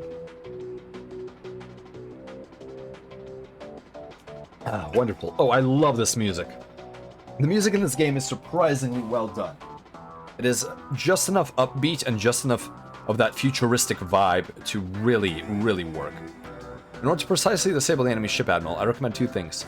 Disable any of our own weapons that will do too much damage, and target specific enemy modules on the enemy. And I think I will do that. We can target specific modules of the enemy ship when we inspect their fleet. Alright, remember we can prioritize modules that we want to target here. If we don't, our guns will just shoot everything on their ship, which is not a good idea when trying to surgically disable the enemy craft. A very important note here, I would only target a single set of modules at a time. This craft is frail against our guns, and barraging multiple systems at a time, it's very easy to destroy the entire ship, which would fail the mission. When you're done choosing a single module a target, let's go back. Right, let's go with the nuclear rocket and to disable the enemy ship. Let's check out our own ship now. Right, let's do that. Let's inspect our own ship. We have a missile launcher, a laser, and several relevant different coil guns and railguns. You're going to want to disable the ones too powerful or too inaccurate to precisely harm the enemy. Alright. Also remember that missiles are homing, which means they go after heat sources, are unaffected by your target prioritizing. I recommend disabling launchers for this mission as a result, otherwise they will auto-launch at close ranges. Let's see here. I thought many times of using a laser cutter to write bad words on my neighbor's fence. Do you think a 100-watt laser would function over 100 feet or so? Especially in an atmosphere, I'm not sure. Those smaller sorts of calculations would definitely I would definitely need to do a ballpark calculation, and I don't have the formulas handy. Do you know what frequency that laser is? Let's see here. And also the optics are quite important, the focusing point. Let's see, variable focusing optics would also be very helpful, rather than ones that simply create a straight line beam. Although there is a limit to how much you can focus optics, unfortunately, which is the diffraction limit. Okay, so what I think we will actually do is we will first attempt a speed run of this mission. We're going to launch all of our flak missiles, and we're just going to do an attack right at the enemy. Alright, so what we will do... What we'll do, wingmates, I apologize for the hiccups. I believe a Chinesian frequency of some sort. Well, then I don't think I'll be able to help you. Maybe it's an infrared laser. We could, of course, do ballpark estimates. It might be a red light visible spectrum laser. But when you shine it on something, what color do you get, Bunzel? Alright. So let's select our missile fleet of 100 flak missiles. And we're going to do a burn. So one of the interesting things about this particular game is that even missiles are manually targeted. Let's see here. Let's make sure we do a hard burn. We want to have a very high velocity. Here we go. Let's see, we're doing a bit of a gravity swing here. And there we go. There we go. So right now we'll have 400 meters per second, and I think we will have a terminal burn. So we want to intercept the rogue skiff fleet. Right, wingmates, let's see what will happen with this operation. Oh no, it's a CO2 laser, it's a proper laser cutter. Oh, I see. Well, I suppose even when you use a laser cutter, it will have a frequency of some sort. I suppose the primary thing is that it's so powerful that you won't be able to see the light. Ah, hello, Meatscave. You're sorry that you're really unable to accept the fact that Spacer is laying down in the tube. You're going to have to accept it, Meat. I have been reclining like a Roman senator watching a gladiatorial game, being fed grapes through his ventilator mask. I am that lounged. I am that relaxed. I am a very comfy pickle. Mind blown. So as you can see, the missiles have spent an hour traveling. And now we will hopefully... We will be attacking the enemy fleet, and we are moving in at a very slow velocity, unfortunately. So let's make sure that we accelerate towards it. So we're going to do default phases. Here we go. Maybe we'll be able to beat this scenario just like this. See, so our missiles actually burning. Let's force terminal phase on them, so they're just going to accelerate. This is what a swarm of 100 missiles looks like. Oh my goodness, oh no. Fly by in 9 seconds. Where's the enemy ship? Oh no! Alright, they're opening fire against our missiles, and our missiles didn't do anything. Allied flak has been disabled. We didn't do that intercept correctly. Let's try that again. So we're going to restart the mission. Incoming transmission. Alright. Yes, I will focus on my weapons. Yes. Nuclear rocket. Okay. That's fine. Back, we're done. Let's take a look at it. Yes, we're fine. Let's just launch all of our missiles again. Why not? Okay, what I'm going to do is I'm actually going to wait for the enemy to catch up with us. So I will wait a few hours, and because the missiles are actually traveling with us, the enemy will be faster than us. There we go. Now we can do a direct intercept burn onto them. Yes, I think we wanted a flyby. You are very right, Airborne Ninja. I sometimes mess them up a little bit. It's been comfy as the whole time, but it sounds so much more uncomfortable. Someone feed grapes through his processor to get it through the tube. Well, you would be feeding me directly into my stomach. I actually have a tube that is surgically inserted into my digestive system. He shakes the grapes into a tube like Boba. Boba tube slider gotta puree the food into paste with the processor. It would have to be a paste, unfortunately, and also loaded into my life support system. So let's speedrun this by attempting to flak missile this wonderful fleet here. So let's go to trajectory and let's do a radial burn backwards.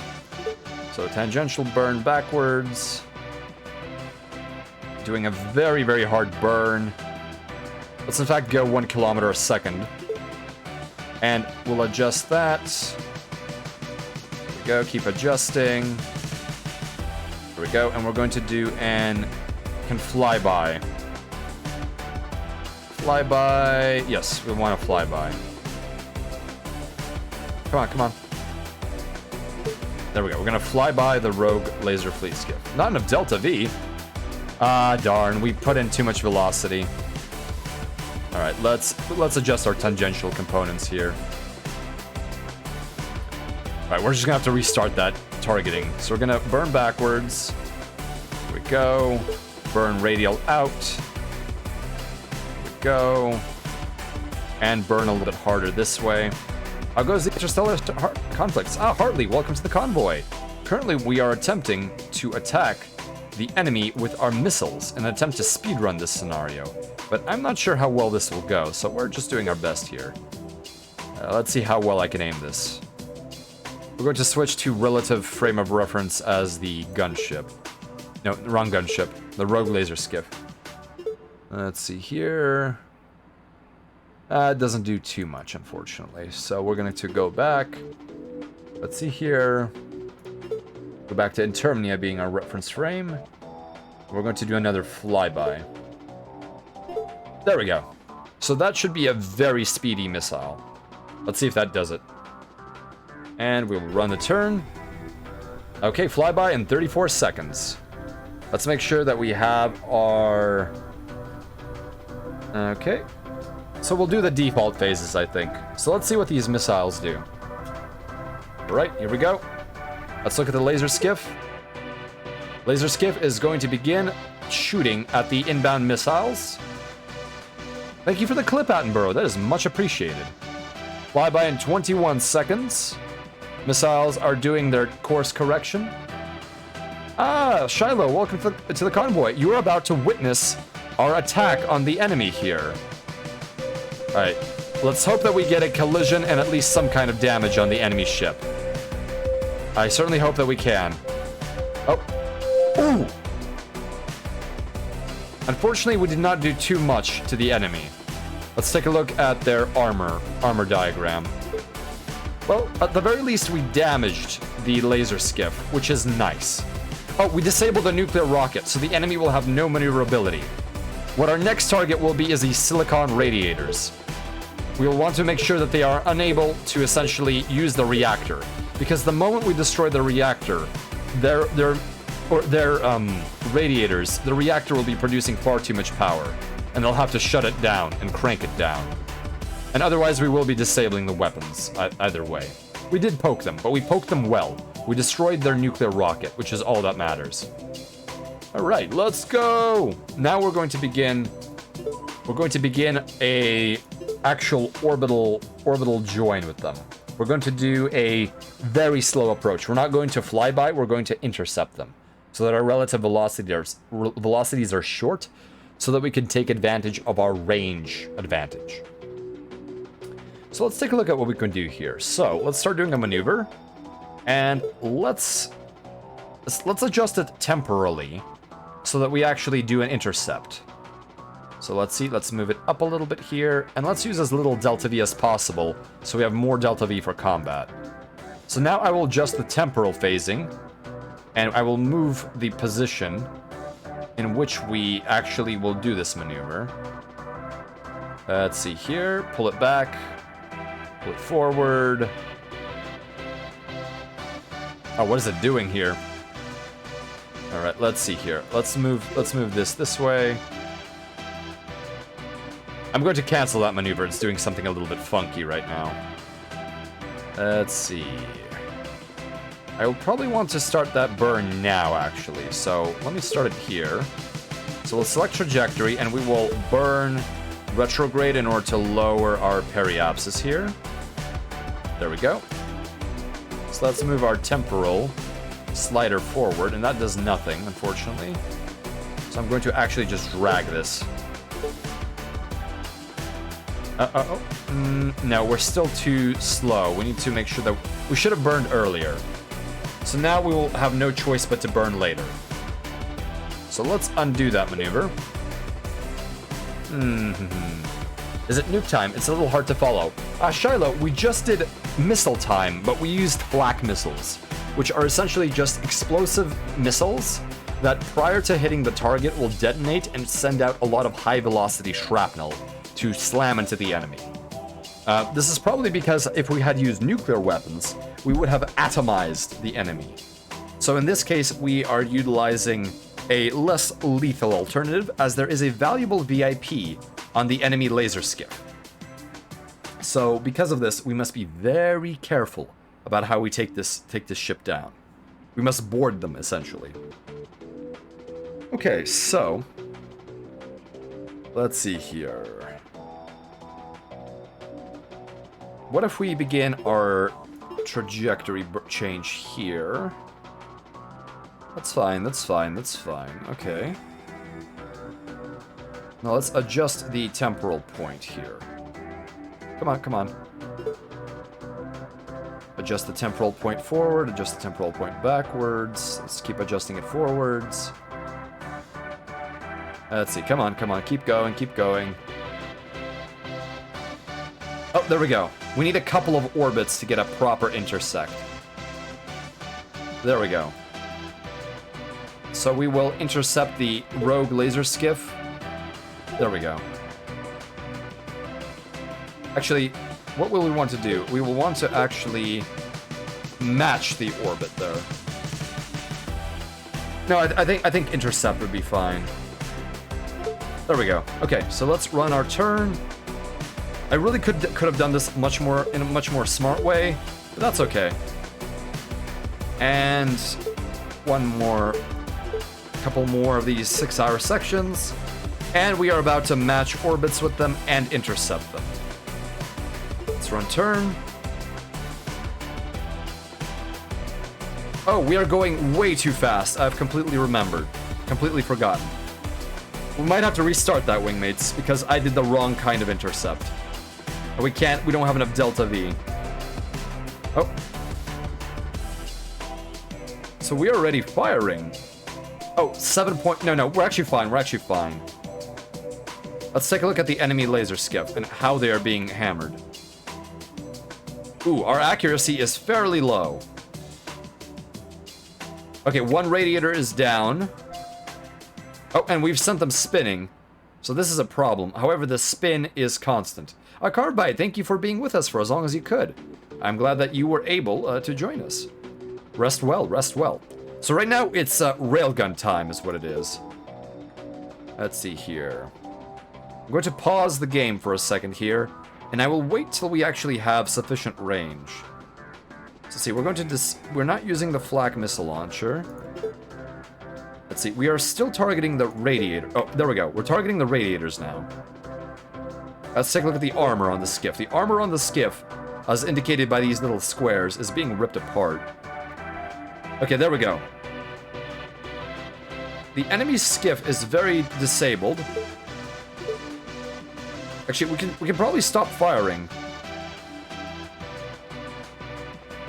Let's see here. Come on. What's going on? What's going on? Alright, we've destroyed an enemy cannon.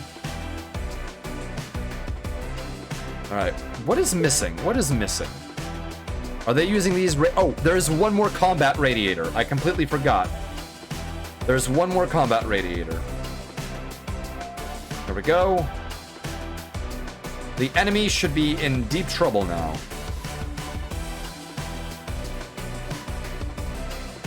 This is very strange. We should have won this already, as there's almost nothing functional left on this craft. Let's take a look at our message log. Or our mission objectives. Let's take a look.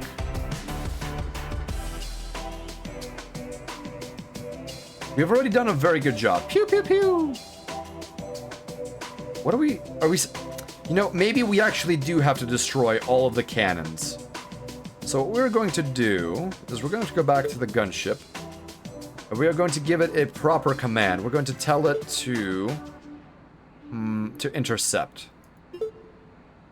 Well, definitely not homing. We don't want to home on the enemy. Let's see here. We want to nose forward. We want to nose forward and approach the enemy. And fire off all of the weapons that we can. So we're going to disable this. Or determine if the weapon is either too powerful or weak. Here's what I recommend. Try disabling all weapons except one of them, and see how effective it is against the enemy, and cycle through the weapons this way. One final word. Combat begins at the longest range of all weapons of all ships. Thus, if we disable our longer range weapons, combat will start much closer. At close range, all projectile weapons will be much more accurate, because mass weapons fired at the very edge of their range are at their worst accuracy. Good luck. Are you in command? Incoming transmission. Oh, I see, I see. Incoming transmission. So the fact that we were not going through the dialogue options meant that we failed the mission because we had already actually accomplished all of the objectives. So that is actually very silly. Transmission. Whoa. What happened here? This is a very different layout. Incoming Oh, I see, the transmission. layouts are randomized. Wow. So the tutorial actually, in being so good, has actually caused us problems. So this time I will listen to the tutorial. I apologize, wingmates. My goodness. Why didn't it just end the mission when you won? I'm not sure, maybe I didn't win. But I did disable all of the guns. They were unable to fire, except for the decoy launcher. But the decoy launcher is not an offensive module. There we go. Alright, let's go back. Let's check our own ship now. Inspect it. Several different... Alright, we'll disable the missile launcher. Actually, we won't. We'll fire off all the missiles. Why not?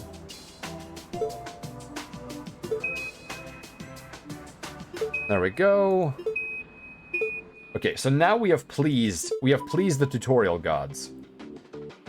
Excellent. Alright, so let's do our fun missile run again, because I really like running the missiles. So we're going to do a tangential forward burn, put us at a pretty high velocity, so that we are difficult to intercept. And then we will also go on a flyby. On a flyby with the enemy. Here we go. Alright. We're going to add some more velocity, I think. Here we go. And there we go. That's about half of the delta V of these missiles used. Perfect. We've got a perfect alignment. And we're going to fly by the rogue skiff. There we go. So let's run the turn. There we go. Incoming transmission. You're in command. Aren't you the president's kid? Listen to me. Stop your attack. This doesn't have to end in violence. You of all people should understand my reasons for doing what I did. Stop the attack. And just hear me out. The Republic High Command is lying to you. And transmission jammed. Well, this is a problem. I think we might be being duped here. Destroyed onboard energy, life support, and didn't tell mission control about that till they died off. That is one way to do it. Alright. So now the missiles are doing their default behavior. Let's take a look at the laser skiff and how it is reacting to what's going on here. Alright. These bursts of light are the enemy attacking... Oh! Incoming transmission. Speed run! Speed run, wingmates! I'm ordering the crew to stand down. We surrender. Once again, you've proven exactly what kind of people run this republic. Good work, Admiral. We'll begin preparing the boarding parties now. As you can see, wingmates, we have successfully blasted off the aft end of their craft. Look at that. Nothing remains in the aft section. We completely shattered it. This is what happens when you fire 100 flak missiles at the enemy, and they have no defenses against that. It's like a shaved cactus. It is, it is. It's utterly devastated. Alright, let's see here. Current 38 minutes, and the record is 21 minutes, so we were almost at the record. So we definitely did better than last time, and even more enemy modules are actually remaining. More is better since the purpose of the mission is to leave the enemy alive but disabled. shattered her raft. Yes, that's exactly what we did. Okay, so if the enemy crew gets disappeared by the boarding party, I say we take our pension and quit. Well, it would take us several months to leave, get to a port of call, and really, there isn't a much better gig than being in the military, I'm guessing, since life is pretty dismal in the world of the children of the dead Earth. All right, next mission: force projection. Oh, this looks like a challenge. Tight Delta V budget, high gravitation, out-of-plane maneuvering, retrograde maneuvering, fleet combat. This is a lot going on here. Oh my. Fanny flustered, booty bothered, aft angry. All good terms, all excellent terms. I'll have to remember them for future usage. Alright, let's see here. Ah, some more hydration, excellent. Bottom ruffled. The music do be banging though. Very agreed there, very agreed. Surprisingly, despite the minimalism, this is one of my favorite video game soundtracks. Wingmates, what are your favorite video game soundtracks? I would say for me, it includes this, oddly enough, and, let's see, Homeworld. Homeworld 2 specifically, I think. Tied with Homeworld 1. Let's just say the Homeworld series in general as one of my favorite soundtracks. Arcanum, Kez's theme from Monster Hunter. Okay. Excellent. Little S, welcome to the convoy. ME, welcome to the convoy. Mass Effect OST, especially Mass Effect 2. Ooh, yes, that's a good one. A little bit of Nier Automata, Red Dead Redemption. Yes, those are also excellent choices, Adrian. Followed by Doom 2016. Very powerful soundtrack. Just to follow up to the previous mission. Probably Nier, then 40k Mechanicus. Oh, Egos! Thank you for reminding me. I absolutely love the 40k Mechanicus soundtrack. My favorite track off of there is Newosphere, and I have listened to that on repeat for hours. Okay, let's see here. Just as a follow-up to the previous mission, you did an excellent job handling the situation, and both Senator Chandra and Captain Chandra have passed along their thanks to you. And in case you had any doubts about what you did, we just discovered Commander Rahimi had been receiving funding from an anonymous source, linked to the USTA. Very convincing, an anonymous source linked. Very convincing. On top of that, we've uncovered numerous more counts of corruption, bribery, and sexual assault all linked to the man, so rest assured he was a bad person, and you did the right thing eliminating him. I don't know who to believe at this point. I'm just going to follow orders, I think. Ace Combat franchise for sure. Excellent. And yes, Red Alert 2 has a fantastic soundtrack. I do hope that if EA remasters Red Alert 2 and Tiberian Sun, like they remastered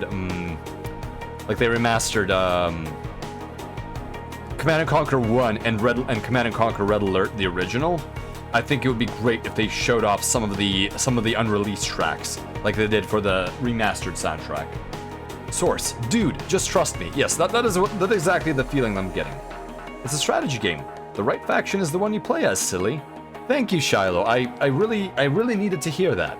So I'm going to shut off my higher thinking centers and just proceed to do with what I need to. That aside, your next mission is refocused around the USDA's impending military maneuvers. They actually have the gall to enter a small military fleet into high orbit around Mars, and it's been idling in that orbit, making no aggressive moves at all. With Mars as our headquarters, we have more than the firepower to wipe out that fleet, but High Command is a little nervous that they could have the confidence to enter orbit around the Hornet's Nest. It could be simple force projection to keep us cautious and deterred, or perhaps it's a feint, a trick to draw out our primary Martian defense, most of which is hidden underground in concealed bunkers, where it could be gather intel on us from close range. Or maybe it is all of the above. Let's see here. Who needs ethics? We have blind devotion. Very good point, Shiloh, very good point. Metal Wolf Chaos OST is pretty good and strikes a balance between the Armored Core 4's rock-based track and more experimental stuff from earlier Armored Core games. Ah, yes. I did notice that earlier Armored Core games had a much more electronic feel to them, and to an extent I do prefer that. So I would have to check out Armored or Metal Wolf Chaos, since it is a balance, as you say. Or the Imperium! Yes, yes. We have that devs didn't program choice into this game, so the player's choices are the devs' fault. Yes. Although I would say that the plot line of this particular game is good enough that we shouldn't worry too much about that. Let's see here. Regardless, no one in High Command likes it, and you can be assured that the people of Mars are not happy about this either. We need to get rid of these ships, but we'd like to do it with as little firepower as possible, so as not to reveal our forces, and just in case they have some trick up their sleeves. With that in mind, you'll be commanding a carrier to dispatch the enemy fleet. Intel suggests that the enemy commander is Commodore Tatiana Van Halen, a well-documented military leader with moderate combat experience during the Enceladus purges, alongside the captain you killed back at Ganymede, Captain Charon. Her records appear to primarily defensively oriented, and her combat style quite conservative. In keeping with her signature combat style, she has placed her ship in an out-of-plane retrograde orbit, which forces her opponents, in this case you, to expend as much Delta V as possible to intercept her. The mission will be completed when Commodore Van Halen's forces are completely destroyed. Van Halen's forces, there we go. Alright, let's take a look at our recommended reading. So, essentially, this time around, the orbits won't be heading in the same direction. This time, they will be heading the wrong way. Let's see here. Essentially, we will probably be doing high-speed intercepts for this particular mission. Intercepting an enemy can easily happen at high speeds in orbits because orbital velocities are so great, except around small bodies like asteroids. In particular, attempting to intercept an enemy that is retrograde or out of plane will often yield extremely fast relative velocities in combat. High-speed combat is often undesirable because, unless the two fleets are perfectly matching their intercept, a small error in velocity yields huge, tens to hundreds of kilometers of differences during the combat. Additionally, even if one does get a perfect intercept, the window of time in which the fleets are in range is measured in seconds, as the two fleets zoom by each other, which is not very useful. With that in mind, when dealing with units which fire weapons at each other like drones and capital ships, combat is best at slow speed. This is achieved best by not making retrograde intercepts or out-of-plane intercepts. Also, one can avoid high-speed combat by taking a large amount of time to gently intercept the target fleet, such as with an orbit phasing maneuver. Finally, manually intercepting by carefully plotting the intercept burns yourself can help avoid high-speed combat rather than using the auto-intercept from the cooldown. On the other hand, missile fleets might actually benefit from high-speed intercepts because it gives a smaller window of time for the enemy to react, provided one can perfectly intercept the enemy. And finally, fast intercepts have the advantage of being harder to hit for the enemy to evade in the orbital view, if the enemy is attempting to avoid combat entirely. Alright, excellent. So, basically, fast attacks are bad for gun weapons because there's so little time to actually lead the target and fire, but before the time when you're out of range. Let's see here. The Oberth effect. Burning around a gravity well is most efficient in terms of delta V when used at the lowest point of that gravity well. For example, given an elliptical orbit around a planet, burning when you're nearest the planet at the periapsis is much more efficient than when you're furthest from that planet at the apoapsis. A circular orbit has no such advantage in this regard. An orbital maneuver which takes advantage of this effect is called a powered flyby, or an Oberth maneuver. And this is related to the fact that as you are swinging around a planet, the energy is in essence greater in your propellant when it is lower in the grav well. And you are leaving behind something with more energy. And I would like to do the math that represents that. There's been quite a bit of time since I've done the math to explain the Oberth effect. But it is very important to utilizing your propellant as well as possible. Alright, invasion propellant staging. So in essence, this is a statement that you will oftentimes have drop tanks for your vessels. So in essence, because the fraction of a vessel which is propellant will change your delta V, it will oftentimes benefit you to have an extra set of tanks that is going to be dropped off before the battle. But that will not, because you will not have to armor them you will be able to utilize them without any fear of them being damaged, because you're simply throwing them away. Alright, let's see here. Alright, let's take a look here. Let's see factions, same ones as before. Mars. Let's take a look at Mars' population right now.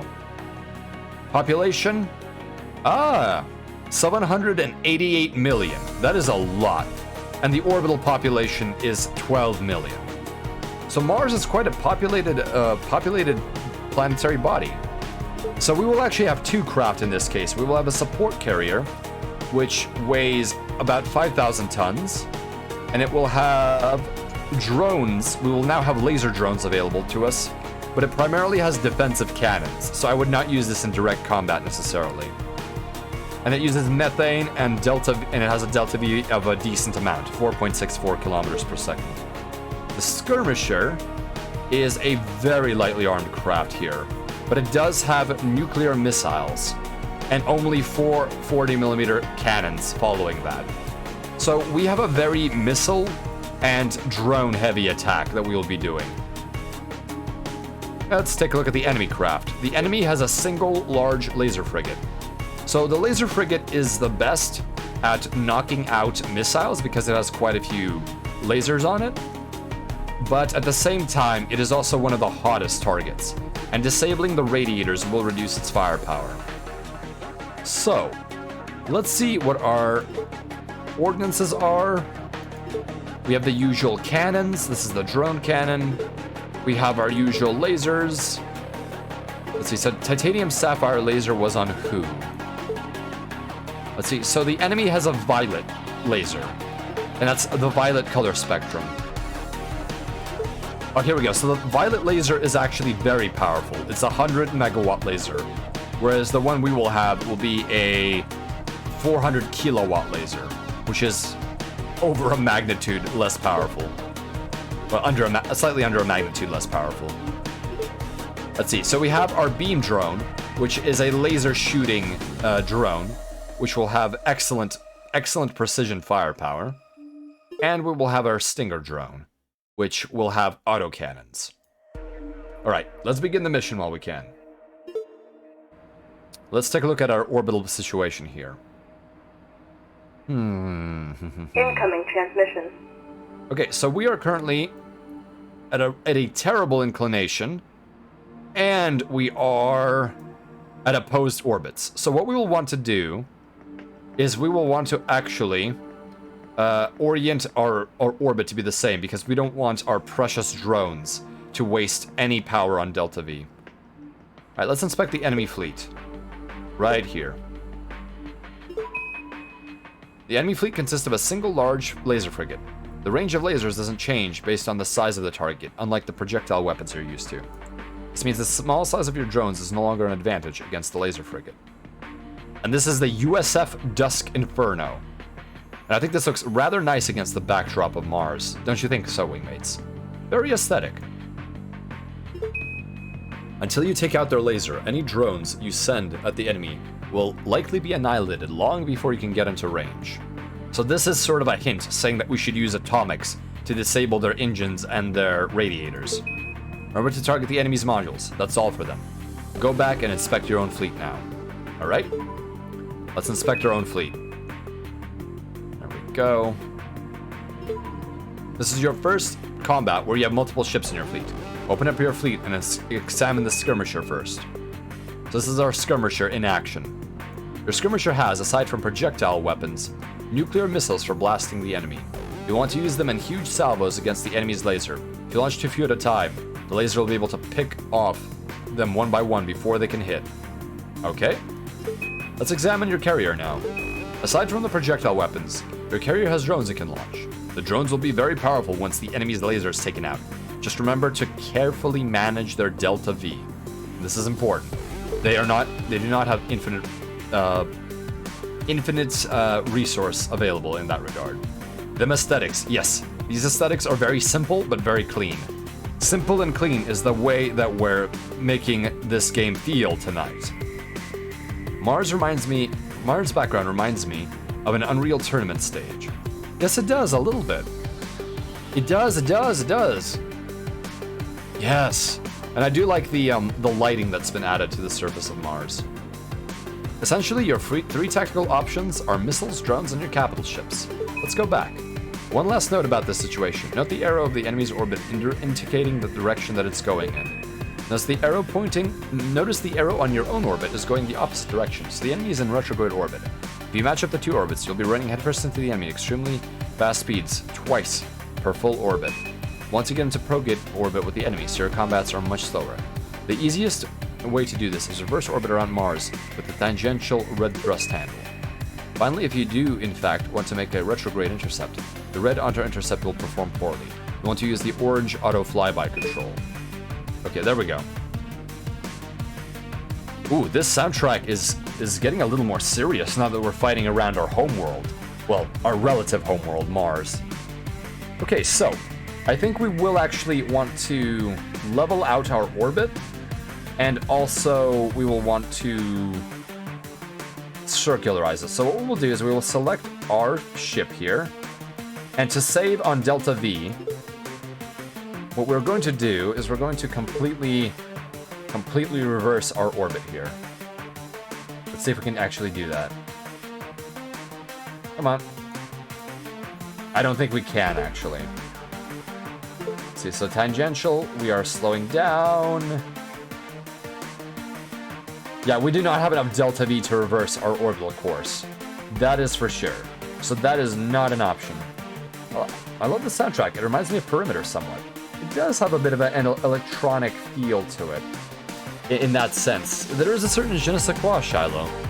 And thank you for the love for chat and lurkers, TK. That is greatly appreciated. Okay, so we cannot reverse our orbit. It simply costs too much Delta V for us to do that. In fact, we would collide with Mars before that would even happen. Let's see how much we need. Let's cut that back down. So it would cost us 5 kilometers per second to just do a dead stop. So there's no way that we'll be able to reverse our orbit like this. However, we may be able to do so at higher orbit. So if we go high in the orbit, we may be able to actually reverse it. So then we will burn radial. No, you know what? That's insane. That is an insane maneuver. Let's see what happens if we... Oh, no, not out of plane, not out of plane. Let's undo that maneuver. So let's burn all the way out. There we go. Burn all the way out as far as we can while maintaining an orbit. And the apoapsis, we can do a retrograde burn. Ah, there we go, okay.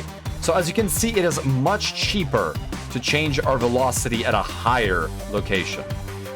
So this way we can actually adjust our velocity quite well. And at the same time, we will also want to do a plane change farther out. So in all ways it benefits us to actually go further out. Let's see here. Yes, this should be acceptable to us, I think. And then we will do a plane change later on, I think, with our higher orbit. Okay, so let's do this, wingmates. So we're going to run the turn. This is 1 hour because we are in low Mars orbit. All right, as you can see, we're slowing down, and we have 14 days to complete this maneuver. Otherwise, the political situation may destabilize, or the Martians may have gathered all of the intelligence that they wanted. So as you can see with these more or less hard sci-fi sorts of games, it is very difficult to actually... it is very difficult to have territorial control. So the very concept of territory control in space is a very, very vacuous concept. Like, look at this, look at this. This is Mars. This is our world. But because of the politics involved in us not shooting atomic missiles to show off the strength of our defenses at the orbiting enemy vessel, we are forced to do a very different thing with our ships. We are forced to enter their orbit. Also, the fact that they could enter our orbit in general is very concerning. But that is simply the way of I suppose, space. It is not a level playing field. It is one where everything is based around islands of stability like planets, but also interception is incredibly difficult. It is very hard to do any kind of intercept. So when one says we control this much territory in space, it makes very little sense, because inevitably you cannot hold vacuum.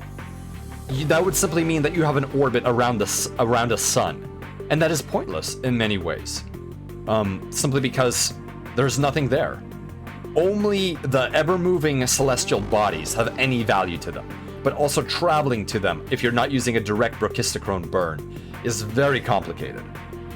Hello Arya, welcome to the convoy. It is great to see you here.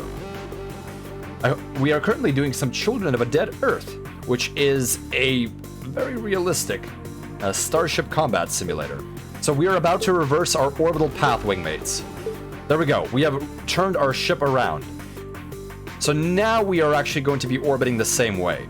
And what we will do now is we will engage in a burn. We will engage in a burn at our orbital node in order to adjust our inclination. If you look at this, the enemy's red orbit, as indicated here, ours is actually off kilter to it. Ours is the blue orbit right now, the light blue orbit. So we will have to adjust our orbital inclination, and it is best done as far away from the planet as possible, because the delta V cost is cheapest there. So this scenario is definitely teaching us about these particular tactical maneuvers. Even territorial concepts, modern territorial concepts that are full of holes, and historical concepts even worse. The concept of territory can be precocious. Yes, Octagon Sun, I very much agree with that statement. Territory, I like to think of territory as nodes rather than as surface area. Nodes, and I suppose nodes can be anything. If you're on a terrestrial plane, it could be cities, it could be choke points within the terrain, or it could be locations of valuable resources. Whereas in a space conflict, it is the location of important celestial bodies, stations, and I suppose perhaps depots if you have them in deep space. Right, so we will actually do our maneuver here. And yes, Alaric, orbital tilt is very important, because we want our drones and missiles to expend as little delta V as possible. Well, let's see how much we can adjust in one go. We can actually adjust all of it in one go, which is very nice. Let's see if we can match. One of the nice things about Children of a Dead Earth is that there is essentially a guide for making sure that your orbital inclinations are correctly aligned. There we go. Perfect. Or at least as perfect as can be. Let's take a look, and our path will not be the best. So let's move. So we are about to adjust our orbital inclination. There we go. There we go. Uh-oh. Oh, I see. We deselected the capital fleet. So, we are about to adjust our orbital inclination by burning tangentially. So right now, here's our orbital inclination. And there we go. We've matched orbital inclinations with Red Fleet. So we should have a much easier time preparing our drones for the attack. Unfortunately, our next apoapsis to raise our periapsis is quite a ways away. So I think we will actually have to begin... We want to do this quickly, so let's make sure that we drop our apoapsis so our orbit is actually decently fast. There we go. Perfect. And we will actually be moving faster than the enemy, so we will be able to gently catch up to them. We're going to be doing orbital phasing. So let's run the turn. Let's run a 6-hour turn. 6 hours, 6 hours. And we are doing a massive retro burn. There we go, and massive retro burn. So now we are attempting to catch up to the enemy. Let's see here. How soon will we catch up to them is the important question. It might take us several days to do so. But that's okay. Let's see here. Let's run a 1-day turn. Okay, we are catching up to the enemy. Let's run a 6-hour turn. We are slowly catching up. I don't mind this taking a little longer if we're going to save Delta V for combat, because we will want to have our engines online for as long as possible for maneuvering, if we can help it. So let's see, let's begin plotting a intersect. So here we go. Oh, we can actually plot a intercept, but we're going to manually adjust this at apoapsis. So let's see here. So we're going to trajectory. Actually, we should be, periapsis would be more fuel efficient, but beggars can't be choosers here. So we will not match them very well, because we didn't phase as well as we would have liked. All right, let's see here. But actually, do I want to actually... No, you see, I don't necessarily want to match their velocities because I want my missiles and my drones to do a number on them first. Okay, so unfortunately, there is no saving of the game, from my understanding. Unless I've missed a shortcut. Let me take a look here. I don't think I've missed a shortcut. I don't think you can save in this game. Although, you never know, you never know. Use mouse drag for thrust manipulation. Use multi-axis thrust manipulation. Let's see here. Show detailed design list. Let's see here. Invert mouse rotation. No, no, no, no, no. Ship marquee select. Okay. Alright. So, let's resume. So, let's take a look at our fleet. Inspect our fleet. And we're going to launch, I think, our missiles. Our atomic missiles from the skirmisher. So how many do we have? We have 100 nuclear missiles.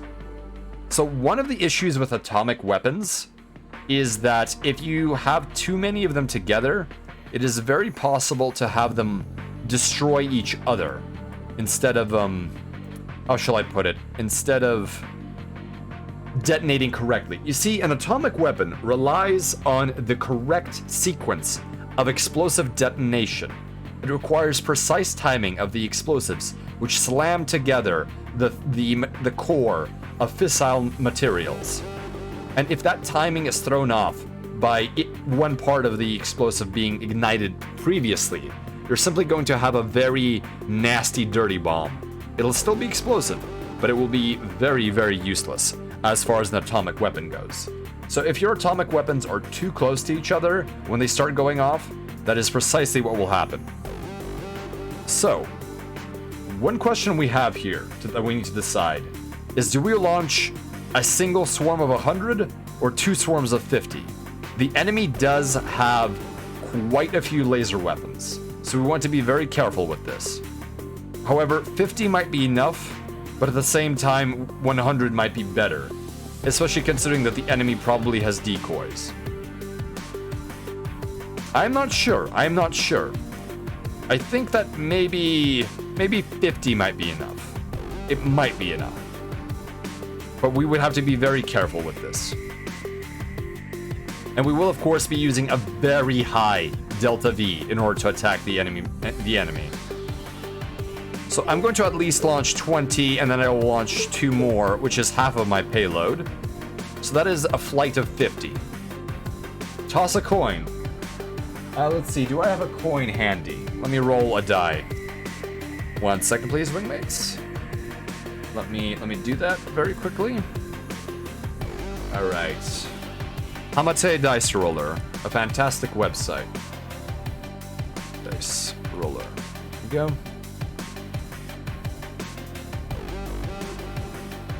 Here we go, wingmates. If ever you've been looking for a dice rolling solution, Hamate is actually very good. Or Hamete. So let me flip a 1d2, 2 being heads. Tails, so we're actually gonna launch all of them, and that actually helped me make a decision. Alright, let me see here. Oh, why is this misbehaving? There we go. Cornolog. It thirsts. How simulated RNG in a simulation, how deep does this go? Not as deep as we would like it to go, perhaps. All right, let's see here. do I really want to go with 100 missiles or 2 flights of 50? I think 2 flights of 50 might be the best bet.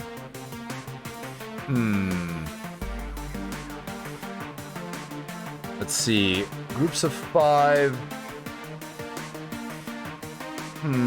Disable unit grouping, groups of 5 for selection. We use that service for a friend of mine's planes in Merkstorm, bro. It'd like to kill pilots.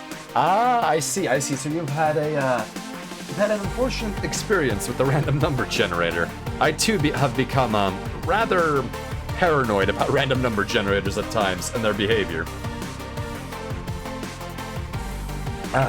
Okay, let's see here. I am very tempted to launch 100 missiles, but at the same time, I think that might be a bad idea. I need more than 2 on a 2d6. Sorry, that's all you're getting, Snake Eyes.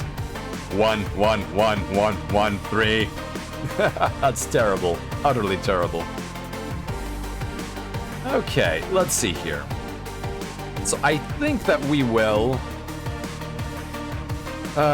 launch 2 groups of 50. Let's try 2 groups of 50 wingmates. Okay. So let's go back to our proper fleet, which is the capital fleet. And we're going to focus on it, and we're going to launch another 50 missiles, the remaining. So now we should have 2 fleets of 50 missiles. It's pure evil. Well, you heard that, wingmates. A Hamate dice roller is pure evil. So if you want to experience that in your life, give it a try. So now we are going to do a very high burn intercept of the enemy fleet with both of our missile fleets. So let's see, here we go. We're going to do a burn. We might try a time on target attack, which if it's possible, but I think it might not be feasible for us. So we'll burn tangential forward. Oh, you know what we'll do? We'll do relative frame of reference being the frigate. So there we go. We are adjusting our to attack the enemy ship, but we also want a higher trajectory. Here we go. And we will adjust our radial component. Ah, come on. How much burn are we doing? Never mind. That was not the correct reference frame for me. Let's try Mars as the reference frame again. I'm much more comfortable with a classic frame of reference. There we go. That's much better. So we'll do a nice intercept. Come on. That's all we want. We just want a very nice intercept. Oh, that's too much velocity. So let's burn about half of our missiles Delta V during the attack. Okay, here we go. Now we're going to adjust our tangential so that we have a proper intercept. Let's see, why is that misbehaving? Why are you misbehaving? You know exactly what I want to target. You will know exactly what I want to target. Oh baby, come on. Do what I'm asking you. No. Nope, and we're out of Delta V. Let's adjust our radial. How fast is this fleet moving? It can't be moving. Oh, I forgot that the fleet is moving that fast, that even being this far ahead in the orbit is a bit of a problem. So let's burn about 500 meters per second, and then we can do an intersect here. All right, let's do this. Okay, there we go. Nope, too much. And let's just gently slide the slider around, and we're going to put the focus, our set of frame of reference, as the frigate again. Okay, let's see here. Oh my goodness, there's so much difficulty here. Okay, can fly by. We're going to fly by. Not enough Delta V. Okay. Circles that kill. Yes, these are the killing circles. And if we set it back to Mars... Oh, no wonder. I was burning way too hard. So let's undo that. Okay, you know what? We may need to close with the enemy a little bit more. We will close with the enemy a bit more. So we're going to cancel all of our trajectories. So let's run 1 hour. Okay. We are slowly phasing with the enemy. I think we'll wait till we have a better phasing, actually. So let's run at 6 hours. Okay, so now we actually have a tangential velocity. So let's do our let's do our missile fleet, which has actually drifted away, oddly enough, due to the way that the orbital perturbations work. So now let's do a missile attack on the enemy fleet. So let's add a trajectory, and we're going to do a strong radial burn onto the enemy here. This might not be as easy as we expected. The enemy speed, this is such a low altitude that we are actually having quite a bit of trouble. There we go. So we'll do a intercept. No, we'll do a flyby. Come on, come on. Nope, nope, nope. We will need to do a flyby of the USTA laser frigate. Oh, I see it. It wanted to do something funky. All right. Well, fine. If that's the way you want it to be. All right, let's cancel all of these trajectory burns. Okay, so our nuclear fleet. What happens if we do a radial burn? Nope, that's not good. We're going to do a tangential burn. And that will actually get us the correct intercept. And we're going to intercept it. Oh my goodness. Undo. I'm going to fly by. I see, it's not having a good time. Alright, let's see here. Let's try that again. I'm going to just do a little bit of adjustment. And we're going to fly by the fleet again.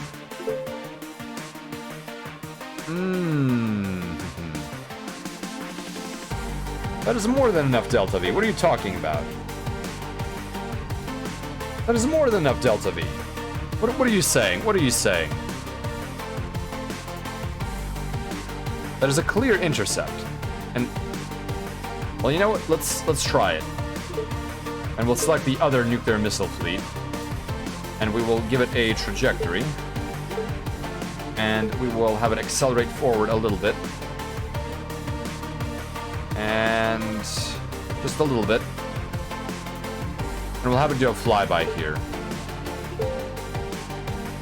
That is incorrect. That we have enough Delta V. We have enough Delta V for that maneuver. Alright, well, whatever. Let's run the turn. Let's see what happens here. We'll see what happens. Come on, come on.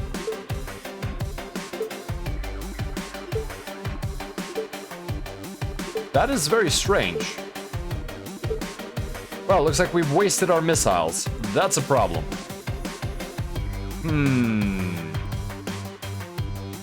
Okay. Incoming Alright, let's try transmission. that again. Let's see here. Inspect the enemy fleet, see what they're up to. Disable all future tutorial messages for this playthrough. No, thank you. Okay. Alright, let's take a look at our fleet again. Okay, so, now that we have learned our lesson, we are definitely going to have to use two different approaches. First, we will intercept the enemy fleet and use our missiles at an absurd intercept speed. And secondly, then we will match our velocities to use our drones. So I think this is a two-step approach. Okay, we have inclination. Yes. Okay. So, what we will need to do is we will need to once again lift ourselves up.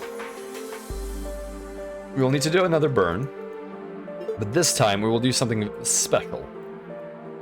Alright, let's do this. I think we will actually match orbits with the enemy and fire off a retrograde missile. And then that way, we should be able to get a very, very fast intercept going. And that should actually cause them quite a bit of pain. Okay, so, first things first, we need to make sure we do a tangential thrust so that we have a very high orbit. There we go. Perfect.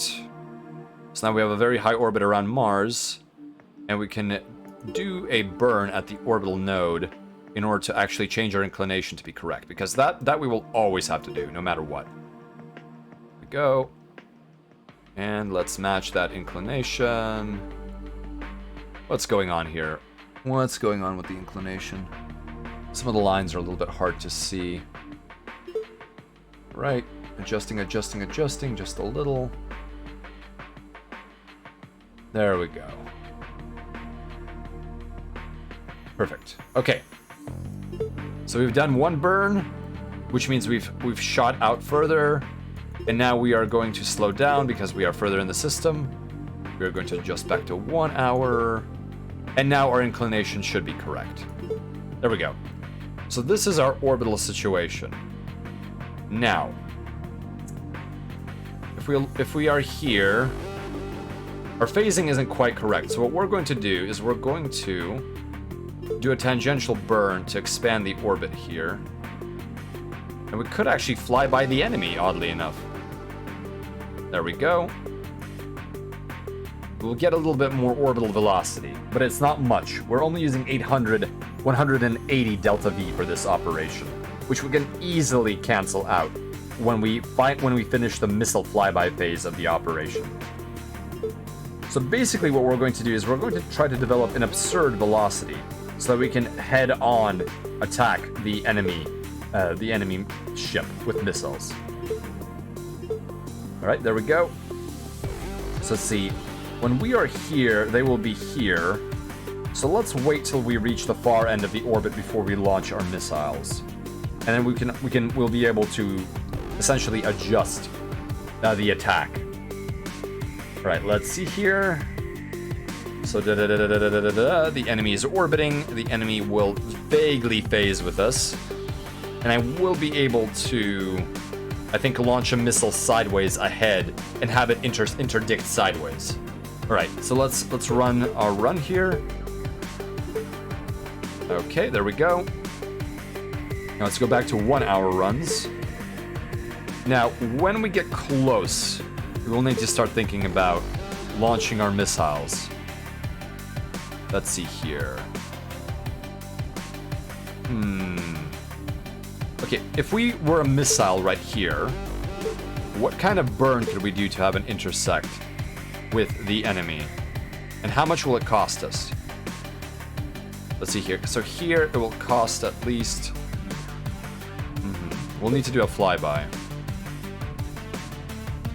There we go. And the enemy is where in the future? So how much will this flyby cost? So the flyby is not actually that expensive. The missiles should be able to pull it off. Okay, alright, so. Ooh. Or do I dare match orbits with this blasted enemy craft? Do I dare match orbits with them? That is a good question. I want to keep a high orbit without burning anymore because I may want to go retrograde or reverse my orbital direction. So let's see. So if I'm back here again and I am at the future mark, then the enemy will be almost head on to me. So the timing won't be perfect. The timing already won't be perfect as it is. But the timing will be better in this situation. So let's go for another rotation, I think. Let's go for another rotation, and hopefully the phasing will align the way we want it to. Okay. So, why don't we actually begin launching missiles? So, if we were to plot a trajectory, how much will we need to intercept? Or at least do a flyby.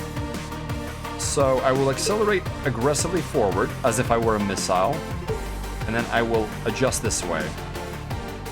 So I think that should not be an issue. Oh, let's see here. Pulling back. And tangential maneuver. We should be able to get them, I'm hoping. We should. Okay, so why don't we launch our missile fleets now? We're going to cancel this experimental maneuver. So focus on our fleets. Focus on the skirmisher. We're going to launch 1, 2, and then 1, 2. Go back and create another fleet by focusing. Alright, let's see. Go back. And we will select the capital fleet again. Focus on the skirmisher and launch the remaining payload. Okay, there we go. Let's take a look. We have our fleets. So here's our nuclear fleet, and we're going to give it a trajectory. We're going to intercept, we're going to fly by the laser frigate. I see. So we're still having some issues here. Okay. Can we get a perfect intercept here? I hope that we can.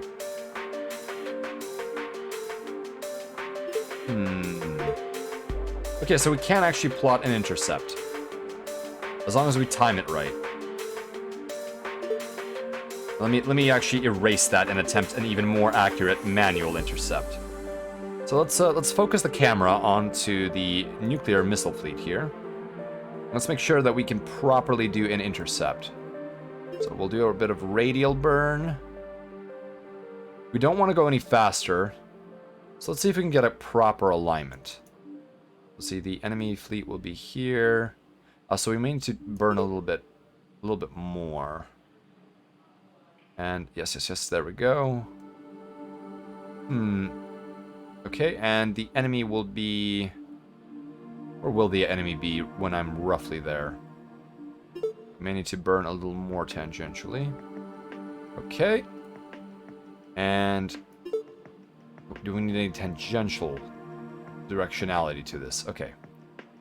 Yes, Attenborough, this is a bit of a difficult alignment. I didn't expect it to be such a problem.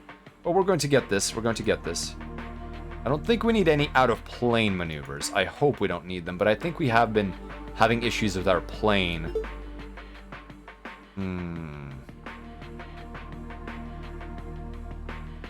Okay, so that is sort of aligned. No, yeah, we have to be a little bit higher. There we go. So we have to burn up a little bit. Let's see if we can get a manual intersect here. A manual flyby. Nope, not too fast. Okay, there we go.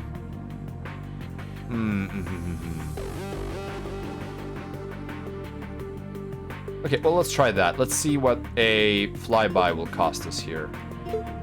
Okay, that's actually okay. So we'll see what that will do with that particular missile fleet. Wait a minute, what happened here? Oh, okay, no, that's totally fine. So that fleet now has a target. So we're going to actually go back and select the other nuclear fleet, and we're going to do the same thing to it. We're going to have an intercept course. So we're going to have to burn radially, and we are going to have to burn a little bit out of plane. There we go.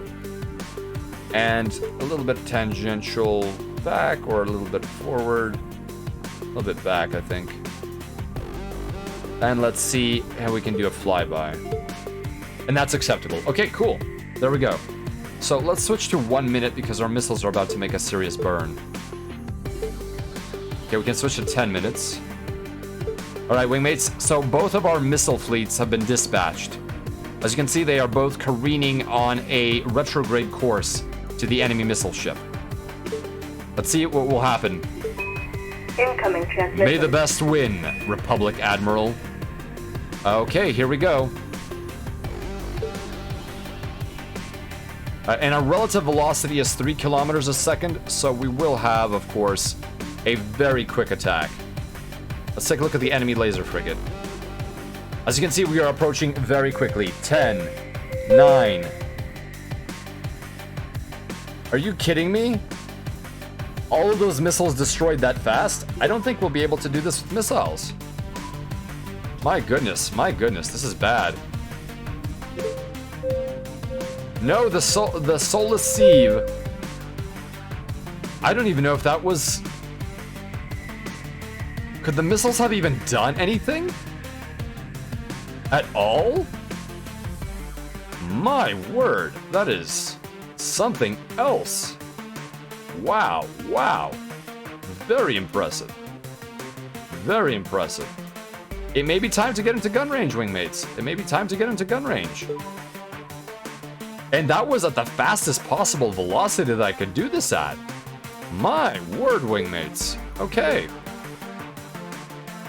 This is a problem. This is a problem. Okay, so we're actually going to reverse our thrust entirely so that we can actually do a proper intercept with the enemy fleet. Right, let's see here. Our tangential needs to be burnt the other way. There we go. Gently does it. Okay, and then we'll need to do tangential V. Okay. That is vaguely aligned. Okay. That is about as aligned as it will get. So let's run the turn. Okay. Let's do 6-hour turns now. And we are about to flip our orbital direction completely. There we go. Now we are in phase. Now let's make sure that we actually begin phasing with them correctly. So we will do a retrograde burn. So what I think we will do, wingmates, is we will do a combined gun and ship attack. We will have drones launched, but they will be floating around us, so that we have a massive swarm of both our ship and our drones. In fact, we should have done just a single massive alpha strike, where all of our fleet assets are deployed at once. That might have actually worked. But in this situation, I think we are going to be in a bit of trouble here. Okay, so our orbits are a little bit funky here. They're a little bit out of... They're in plane. Our radial component might need a little bit of tweaking here. There we go. That's a little bit better. Alright, run that turn. Switch to 1 hour because we're getting close. There we go. And we're going to be phasing them for quite some time, I think. Yes. If we're here... This is a very slow phase, so... I think what we will need to do is we'll need to burn again at Periapsis and phase a little bit faster. Yes, there we go. Alright, let's keep going. Let's turn to 6-hour turns.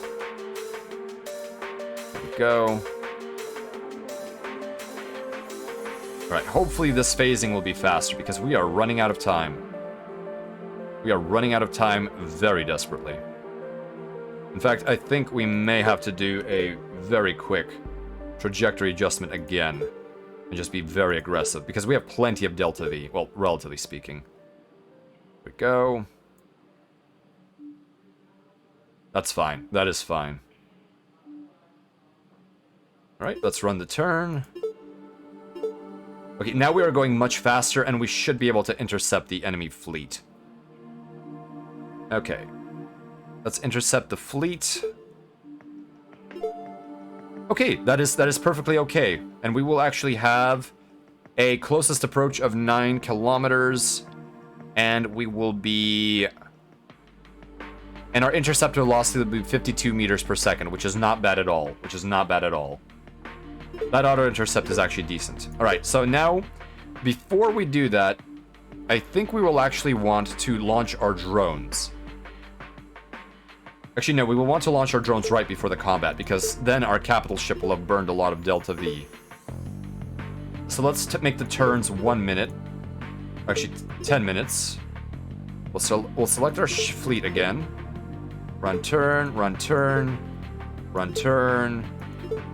We're getting awfully close. So let me finish off all of the Delta V burns. We're about to do the last burn. All right, we did our last burn. There's no more arrows left. So what we're going to do now is we're going to go into our fleet.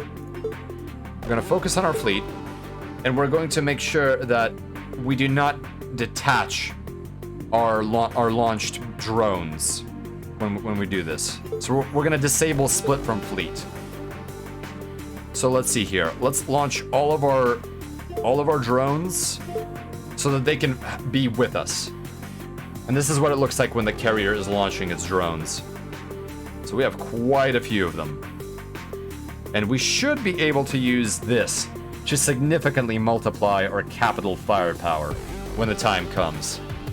And at the very least, the drones will distract the enemy from what we're doing. Okay, so now we have a massive capital fleet here.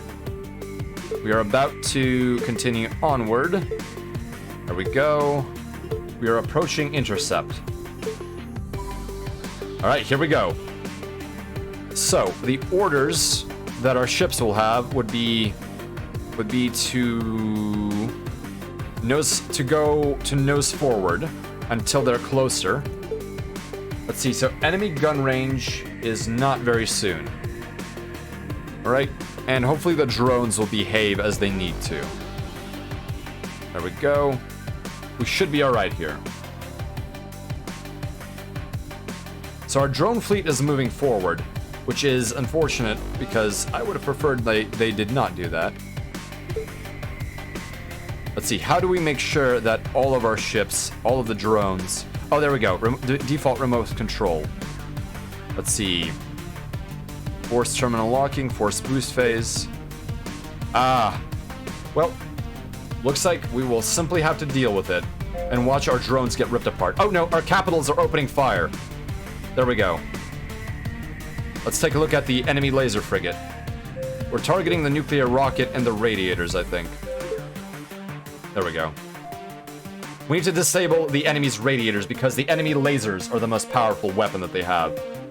So we are shredding the enemy's lasers and the rocket, hopefully. The enemy is maneuvering. This faint bit of thrust here. They are firing the laser. They are firing their laser. Let's take a look at their armor. They are firing their autogun here. How is our skirmisher doing? Skirmisher is fine. Support carrier is taking damage, but it is holding. We have lost armor on one section. We are firing. All right, come on, let's get in range. Come on, keep shooting. Let's see how the enemy laser frigate is doing. All right, let's aim for their turret mounts.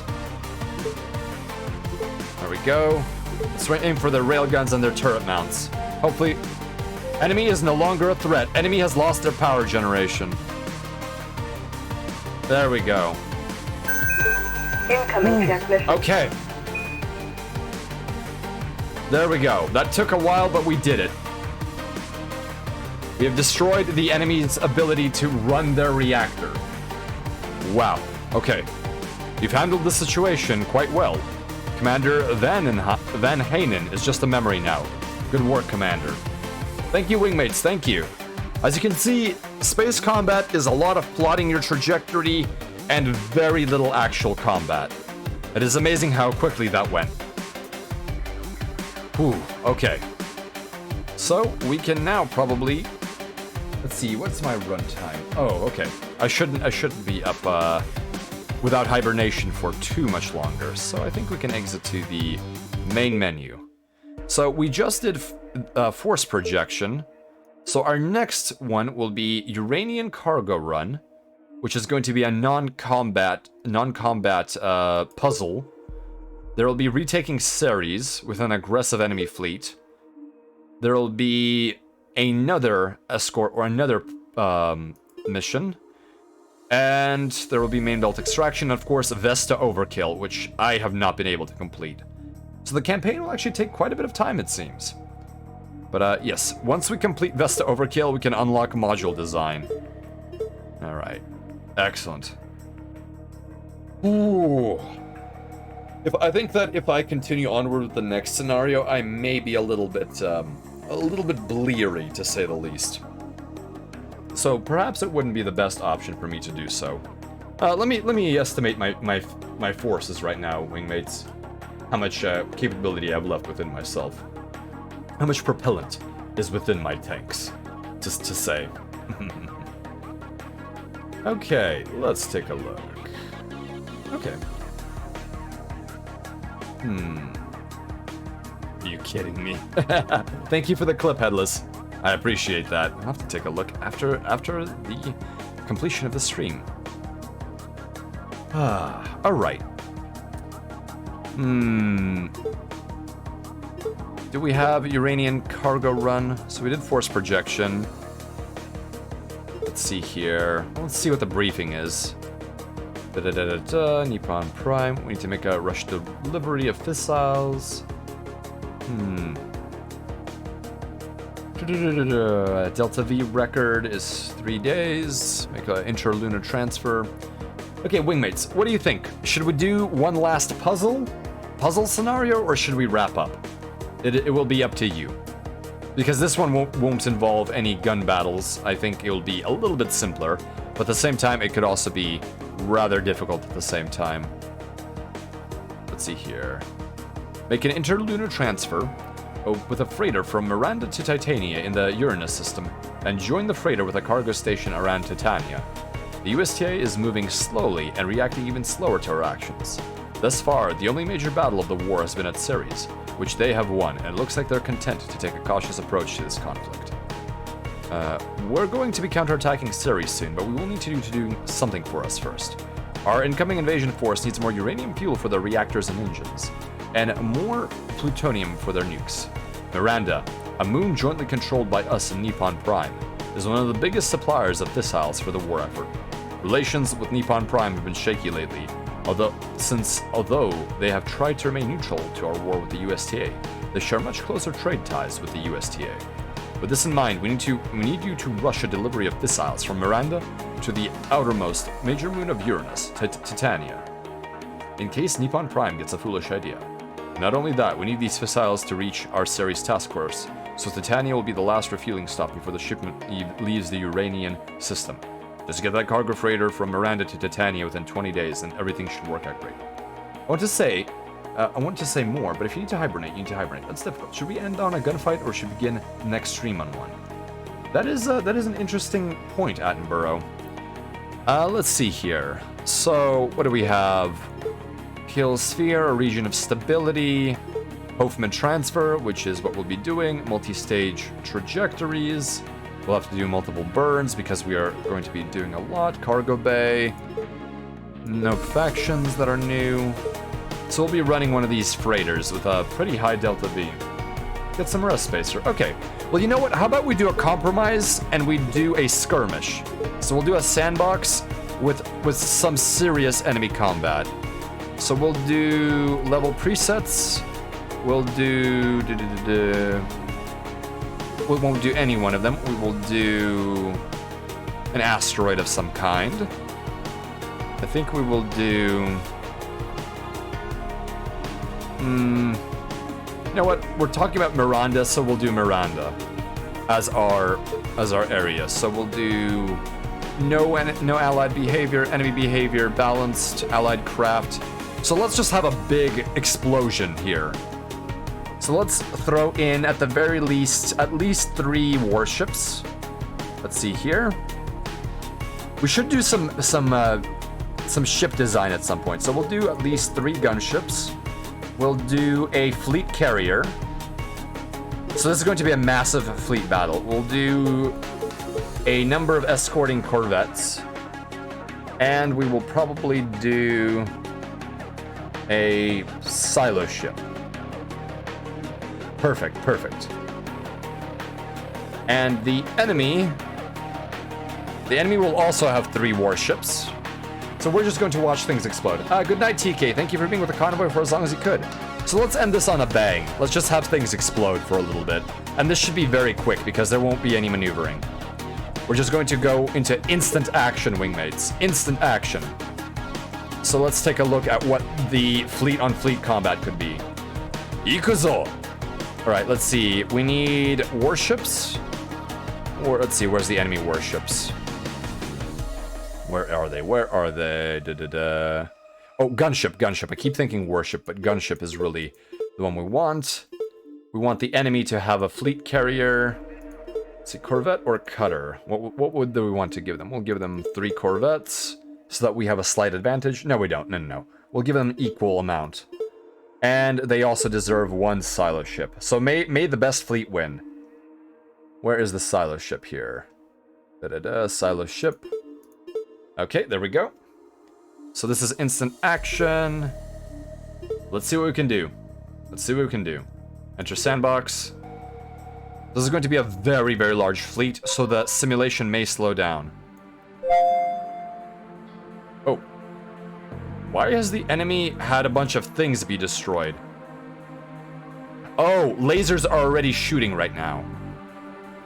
So I'm going to launch every single drone that I can. All of my stingers on my carrier. Let's take a look here. My gunship also has flak missiles, so we're gonna launch every single flak missile that we have. All of our gunships need to do that.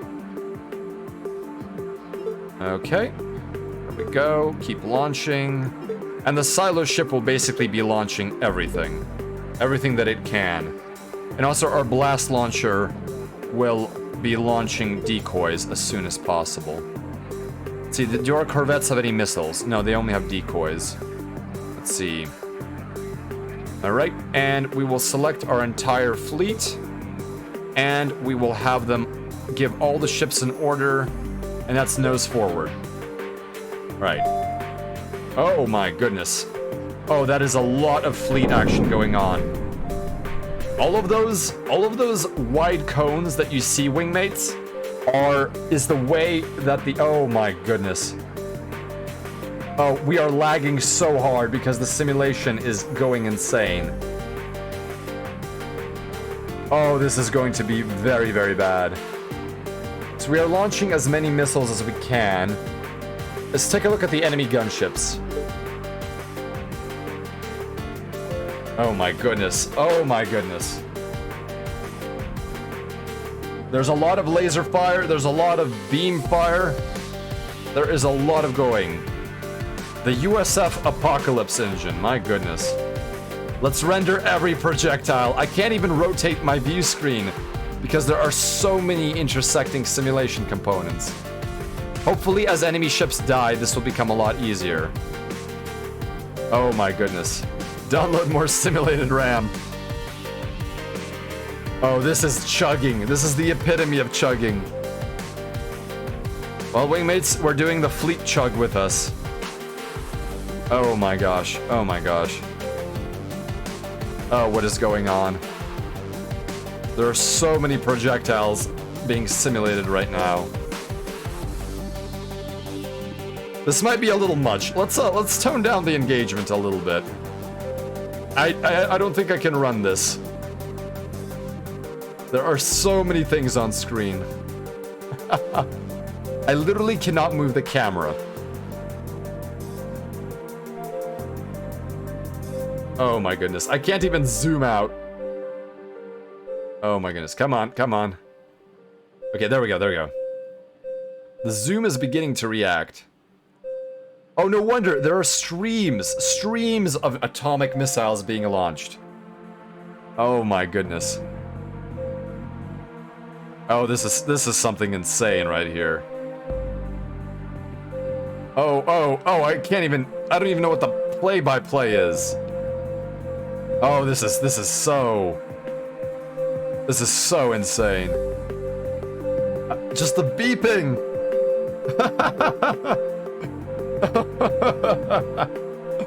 Oh no. Oh no, I have no idea what's going on. Oh no. Sounds like a broken elevator. I cannot adjust my angle right now. There we go, there we go. We finally adjusted our angle a little bit. As entities are disabled, the calculations are made a lot slower. I would probably have to render this, literally. Let's see how this Corvette's doing. Let's zoom in on one of the enemy Corvettes. Oh, there's a lot of gunfire. And the Corvette is now under attack.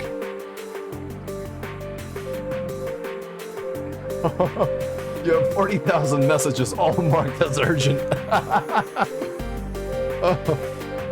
There are more notifications than I've ever seen on screen. Maybe 3 gunships was enough. This is a little much. Oh my goodness. I don't even know what's being damaged. There's just so much gunfire happening right now.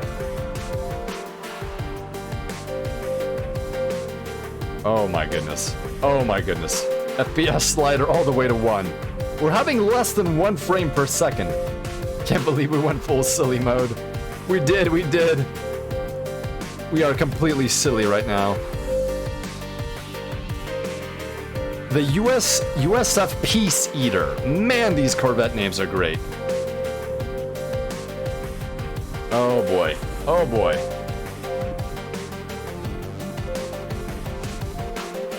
Oh, that is... I really wish I could see this in its full glory, that we could render this combat. Damaged? Your RAM for sure. My poor RAM. Okay, can we even scroll up? Can we even scroll up, please? There we go. Let's take a look at the enemy fleet carrier, because I'm sure the enemy... Oh, the enemy fleet carrier is not doing good. Yes, my... Oh, was that atomics?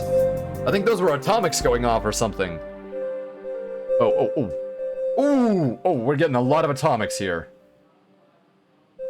Oof. Okay, things are starting to speed up a little bit.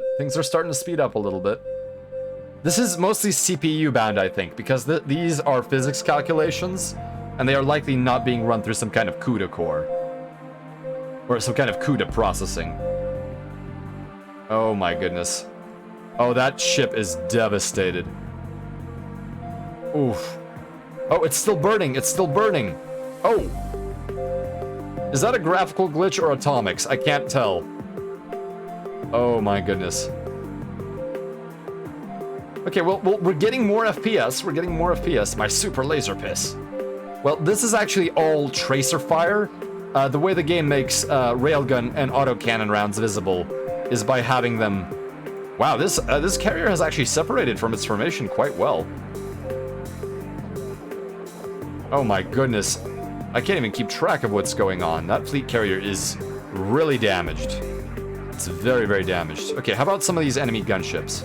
Okay, this one's still fighting. So this enemy gunship is still fighting. Nice PowerPoint presentation. I'm urinating on your fleet! The enemy fleet is very scattered. I'm actually quite surprised. Their gunship here is pretty much far apart. I'm very surprised. Okay, how are our ships doing is the big question. Okay, come on, let's take a look. Give me a proper angle, please. I know you are completely losing your mind here, simulation. Okay. Oh! Those were atomics. USF, the Apocalypse Engine. These are excellent name. I imagine your Simrig is yelling at you like Starscream whines when slapped by Megatron. Yes, it is screaming at me right now. The CPU, the poor CPU. No, Megatron, no! Okay, come on, give me some gunfire here. Look at this pathetic fleet action on their part. What are we ripping apart over there? Oh, we're ripping apart their Corvettes. Let me take a look at the Dream Shatterer. Oh, the Dream Shatterer is just a tumbling wreck. Ooh. You're either stupid or you're lying, Megatron. Oh my goodness, look at that tumbling, atomically devastated Corvette. Oh, It is barely intact. I think the only thing left in it is the crew screaming for their lives. Fun fact, the solar system has 2 frames a day night cycle, because even reality can barely simulate the end body problem. Oh, that is devastated. That is devastated. My word.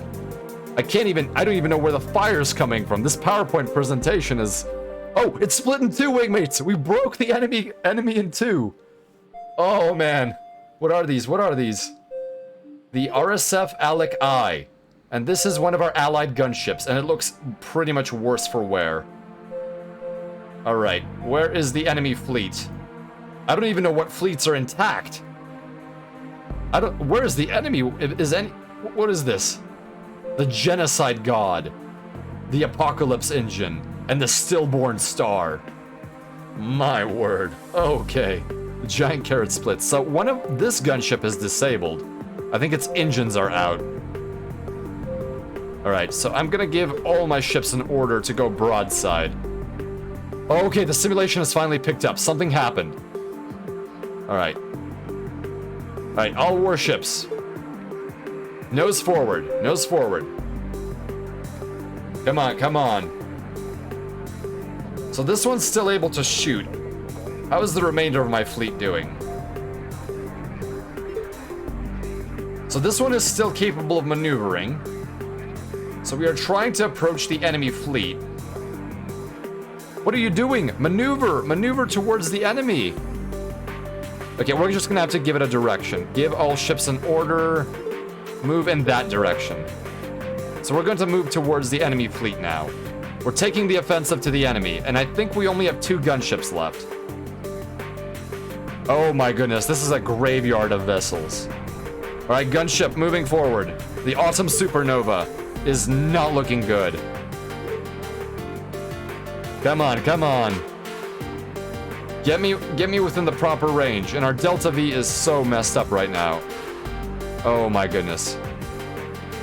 The Laputin machine is not doing well. Its thrusters appear to be working. We are burning towards the enemy. Hopefully... Laputin machine!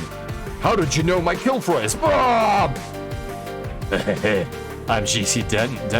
The Unshock. The Unshock is still mobile. It still has engines, it appears. Or maybe not. Maybe it's spinning out of control. We're disabling allied scatterguns are being lost. Let's select all allied ships. Well, all allied ships also means all of these, so... This one is devastated. My god. The RSF Ayekmai Sekur. We only have a few guns remaining on it, and it's not really able to do much with them. It's simply pelting out railgun rounds. Are you winning, son? I think we're actually losing. We are maintaining a steady rate of fire. The Autumn Supernova is really doing worse for wear. Its armor is being stripped away. That is not looking good. Oh, we are not looking good here. But we are burning towards the enemy ships. They have the Genocide God. The Genocide God is still fully intact. This is a huge problem. Yeah, we may have lost this engagement outright. Oh, they're broadsiding to us. So I'm going to have... let's see here. We're going to try to disable the nuclear rockets on this one. Let's see here. Hopefully we can disable the nuclear rockets on it. Or maybe the radiators would be good, because then it won't be able to shoot its weapons. So we'll disable the radiators on this thing. There we go. Knock out the radiators. Look at all this railgun fire. Alright, so remaining enemy gunship has a few radiators left. Let's see if we can knock them out, because they are a priority target. There we go. And the other enemy gunship still has most of its radiators intact. Oh my god. It's a disco going on. I don't know if they're crossing my T. We're just kind of attempting to get towards them. Oh, this is an utter mess. Let's see. This gunship is basically a loss. It is unable to move. It has no motility to it. Come on, come on. I'm telling you to move. Come on, come on. Get a move on. Get a move on. There we go. There we go. Burn, burn, burn. Get your guns in range. Whatever's left. Whatever is left, get it in range. Oh, I see the issue. We only have one nuclear rocket remaining that's functioning on this. Alright, how is the Laputan machine? Laputan machine is getting shredded. But at least it's distracting the enemy. Oh my goodness. Oh, this is a massive fleet engagement. Our other gunship is being shredded. We have very few guns remaining. Let's take a look at the enemy ship here. We are trying to get its last remaining radiators so it is unable to fire due to it being unable to run power plant. Maybe you need to get out there and give it a push. I am actually pushing. It's just that my engines are not operating. Oh, this one is almost disabled. It's disabled. Good, good. So the enemy has one more gunship. The Genocide God is disabled, it appears to be. Yeah, the Genocide God is disabled. And they have one remaining Hellfire drone, which is technically active, even though it's floating away into the middle of nothingness. So we technically have won this encounter. Because as a technicality, we have the most functional ships. So let's select all our ships and give them an order to not have an order. So cancel orders. So let's take a look at our casualties here. That was very bloody. Who was naming these ships? Someone very badass. So, most of its armament is disabled, and its armor is pretty much stripped. For the Autumn Supernova, the I Maxikur is really not doing very well. That is absolutely shredded. Let's take a look. Oh yeah, most of its weapons are disabled. Our silo ship is adrift. The atomic engines are disabled. So we were unable to bring it into combat. It was too disabled. The Unshock, what was the silo ship's name? The Impending Phoenix. I like that name a lot. The Corvette is also drifting helplessly. This Corvette is also drifting. What was the other Corvette's name? Laputan Machine, 506 degrees Kelvin, the Frozen Fission, and of course we have a bunch of nuclear missiles that we can permanently disarm. And the Hellfire drone is drifting out of the combat engagement. So we have technically won this scenario because the enemy is moving away. As you can see, one of our Corvettes is being flung off into the distance. But yes, oh my goodness. Hello, Freya. Добрый день вам, добрый день. Добро пожаловать в конвой. Мы сейчас заканчиваем скоро. Alright, well, there is what happened to us. We have managed to actually... Alright, we can exit to the main menu. There we go. Alright, wingmates. That was quite a laggy engagement. I hope it was interesting to see what the large-scale ship combat would look like in this particular system. Very, very aggressive. Alright. Yes, I did have fun. It was enjoyable watching the ships exploding and being shredded. Although it's interesting how they, generally speaking, do not actually explode. They're simply rendered hulks. Вот как всегда, я только прихожу, а все прекрасные люди уходят. Извиняюсь, но такое у нас расписание. It was very funky. Hopefully, next time if I do some sandbox combat, we will do it with only a pair of ships or something like that. It was like I was really there with the slideshow. No, Freya is not calling you ugly. She is just sad that she is unable to... she's coming late when all of these wonderful people are here. Alright, wingmates, why don't we pick a target to raid? Let's see here. Who is in our IFF transponder? We have Batat Video Games. We have Mao, I believe, with his collaboration, or Zatsudan with Lapin. We have Strategos Lysianus. Let's see here. And there may be others who I have not followed. So perhaps we will need to. Are there any suggestions on there? Let's see. So Certigos has Unreal Tournament. Oh, Unreal Tournament. Fantastic, fantastic. Let's see. Bad at Video Games is doing games plus demos. I wonder what that means. Let's take a look here. What is Bat doing? She is doing some kind of. Is that a horror game? Oh, that looks very freaky. My goodness. And Strategos is doing drunk skating. Ah, okay. So he's doing UT right now. Yep, that's very much UT right there. Okay, let's take a look. Bat has been pulling a ton of 8-hour streams. Real soldier. My goodness, yes. She's very. Let's see. Strategos might be alright. Bat might be a bit high-strung now. Ah, interesting, interesting. Is Bat feeling a little stressed at the moment? Let's see here. Oh, is my desktop audio enabled is the question. 1 second, please, wingmates. Oh, nope, that should be muted.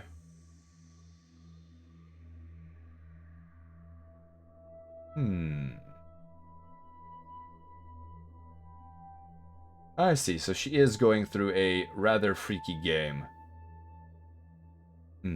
Okay. I see. Alright, wingmates. Mouth is watching funny videos with Lapin. A smaller VTuber called Captain Cube is playing Mega Man 5. Ah, thank you for the link, Kimmy Spice. Let me check this out. Captain Cube. Let's see here.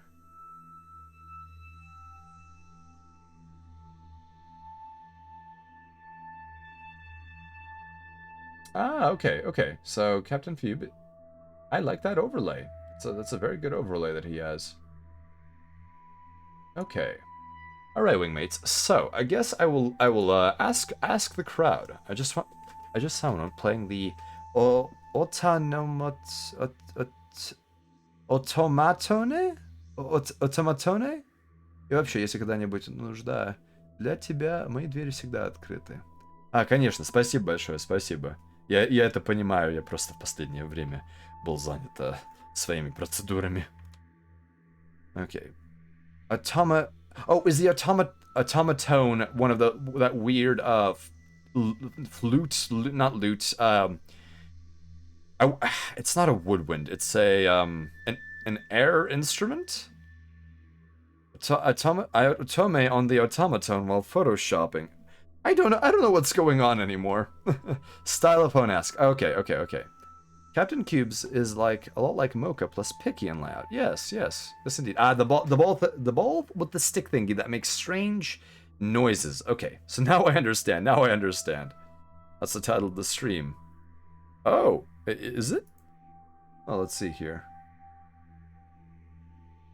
All right, wingmates. Okay, so our options are some Mega Man 5 with Captain Cube and a very interesting layout. We have Strategos Lucianos doing Unreal Tournament or some first-person shooter, boomer shooter action.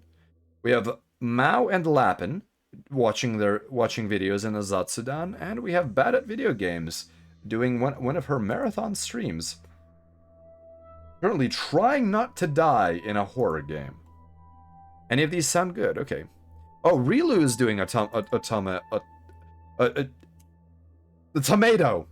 The sound of tomato is being played by Rilu. Okay. Let's see here. Oh, literally that's the stream title.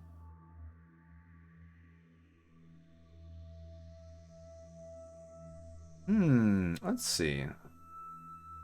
Automaton. Ah, hello, Svenka. Welcome to the convoy. Although we are wrapping up a little bit here. Automatones. I'm sorry. We did begin approximately 3.5 hours ago.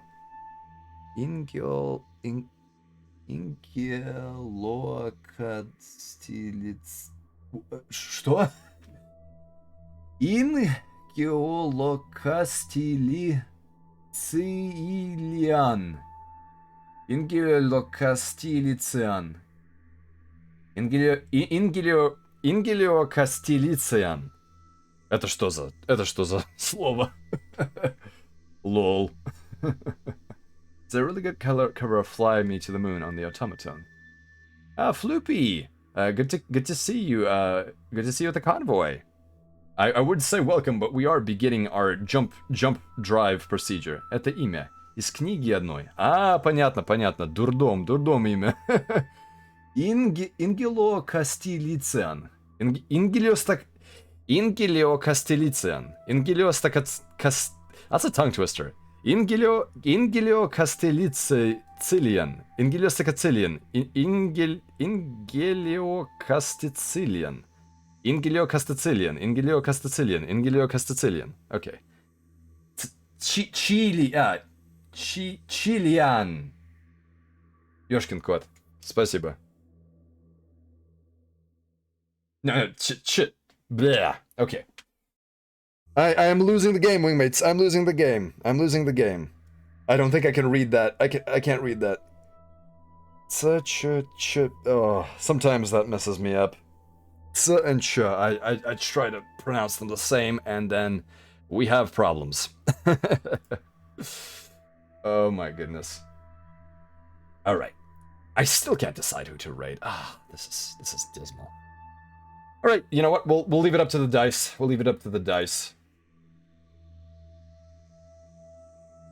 I will now let fate take us where it will, since there is no particular thing. All right, let me edit the data set here. So we have Rilu with the automaton. We have Captain Cube. We have Mao. We have we have Bat. And we have Strategos. There we go. Those are our options. My goodness. Sleep is the prize. Menzaberazan. That's an interesting name. Menzaberazan. I hope I'm saying that right. Alright, so let's do that rerun. Okay, so we are rating Bat. Because that is what the random picker has selected for us. Alright, wingmates, let's get ready to raid Bat. Bat at video games. Alright, let's do this. Here we go. Let me grab the Twitch channel name. Perfect. Floopy, Tnabuni 35 Njibatubu 3B2. Oh my goodness. Неплохо и неплохо прочтение. А это уже название города. Понятно. Хорошее название. Джарлакса. Ooh, that's a nice one.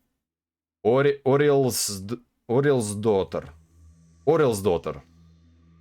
That sounds like a Swedish one. Orelsdotter. Like a last name from a Scandinavian tongue. Okay, let's engage the raid. Here we go.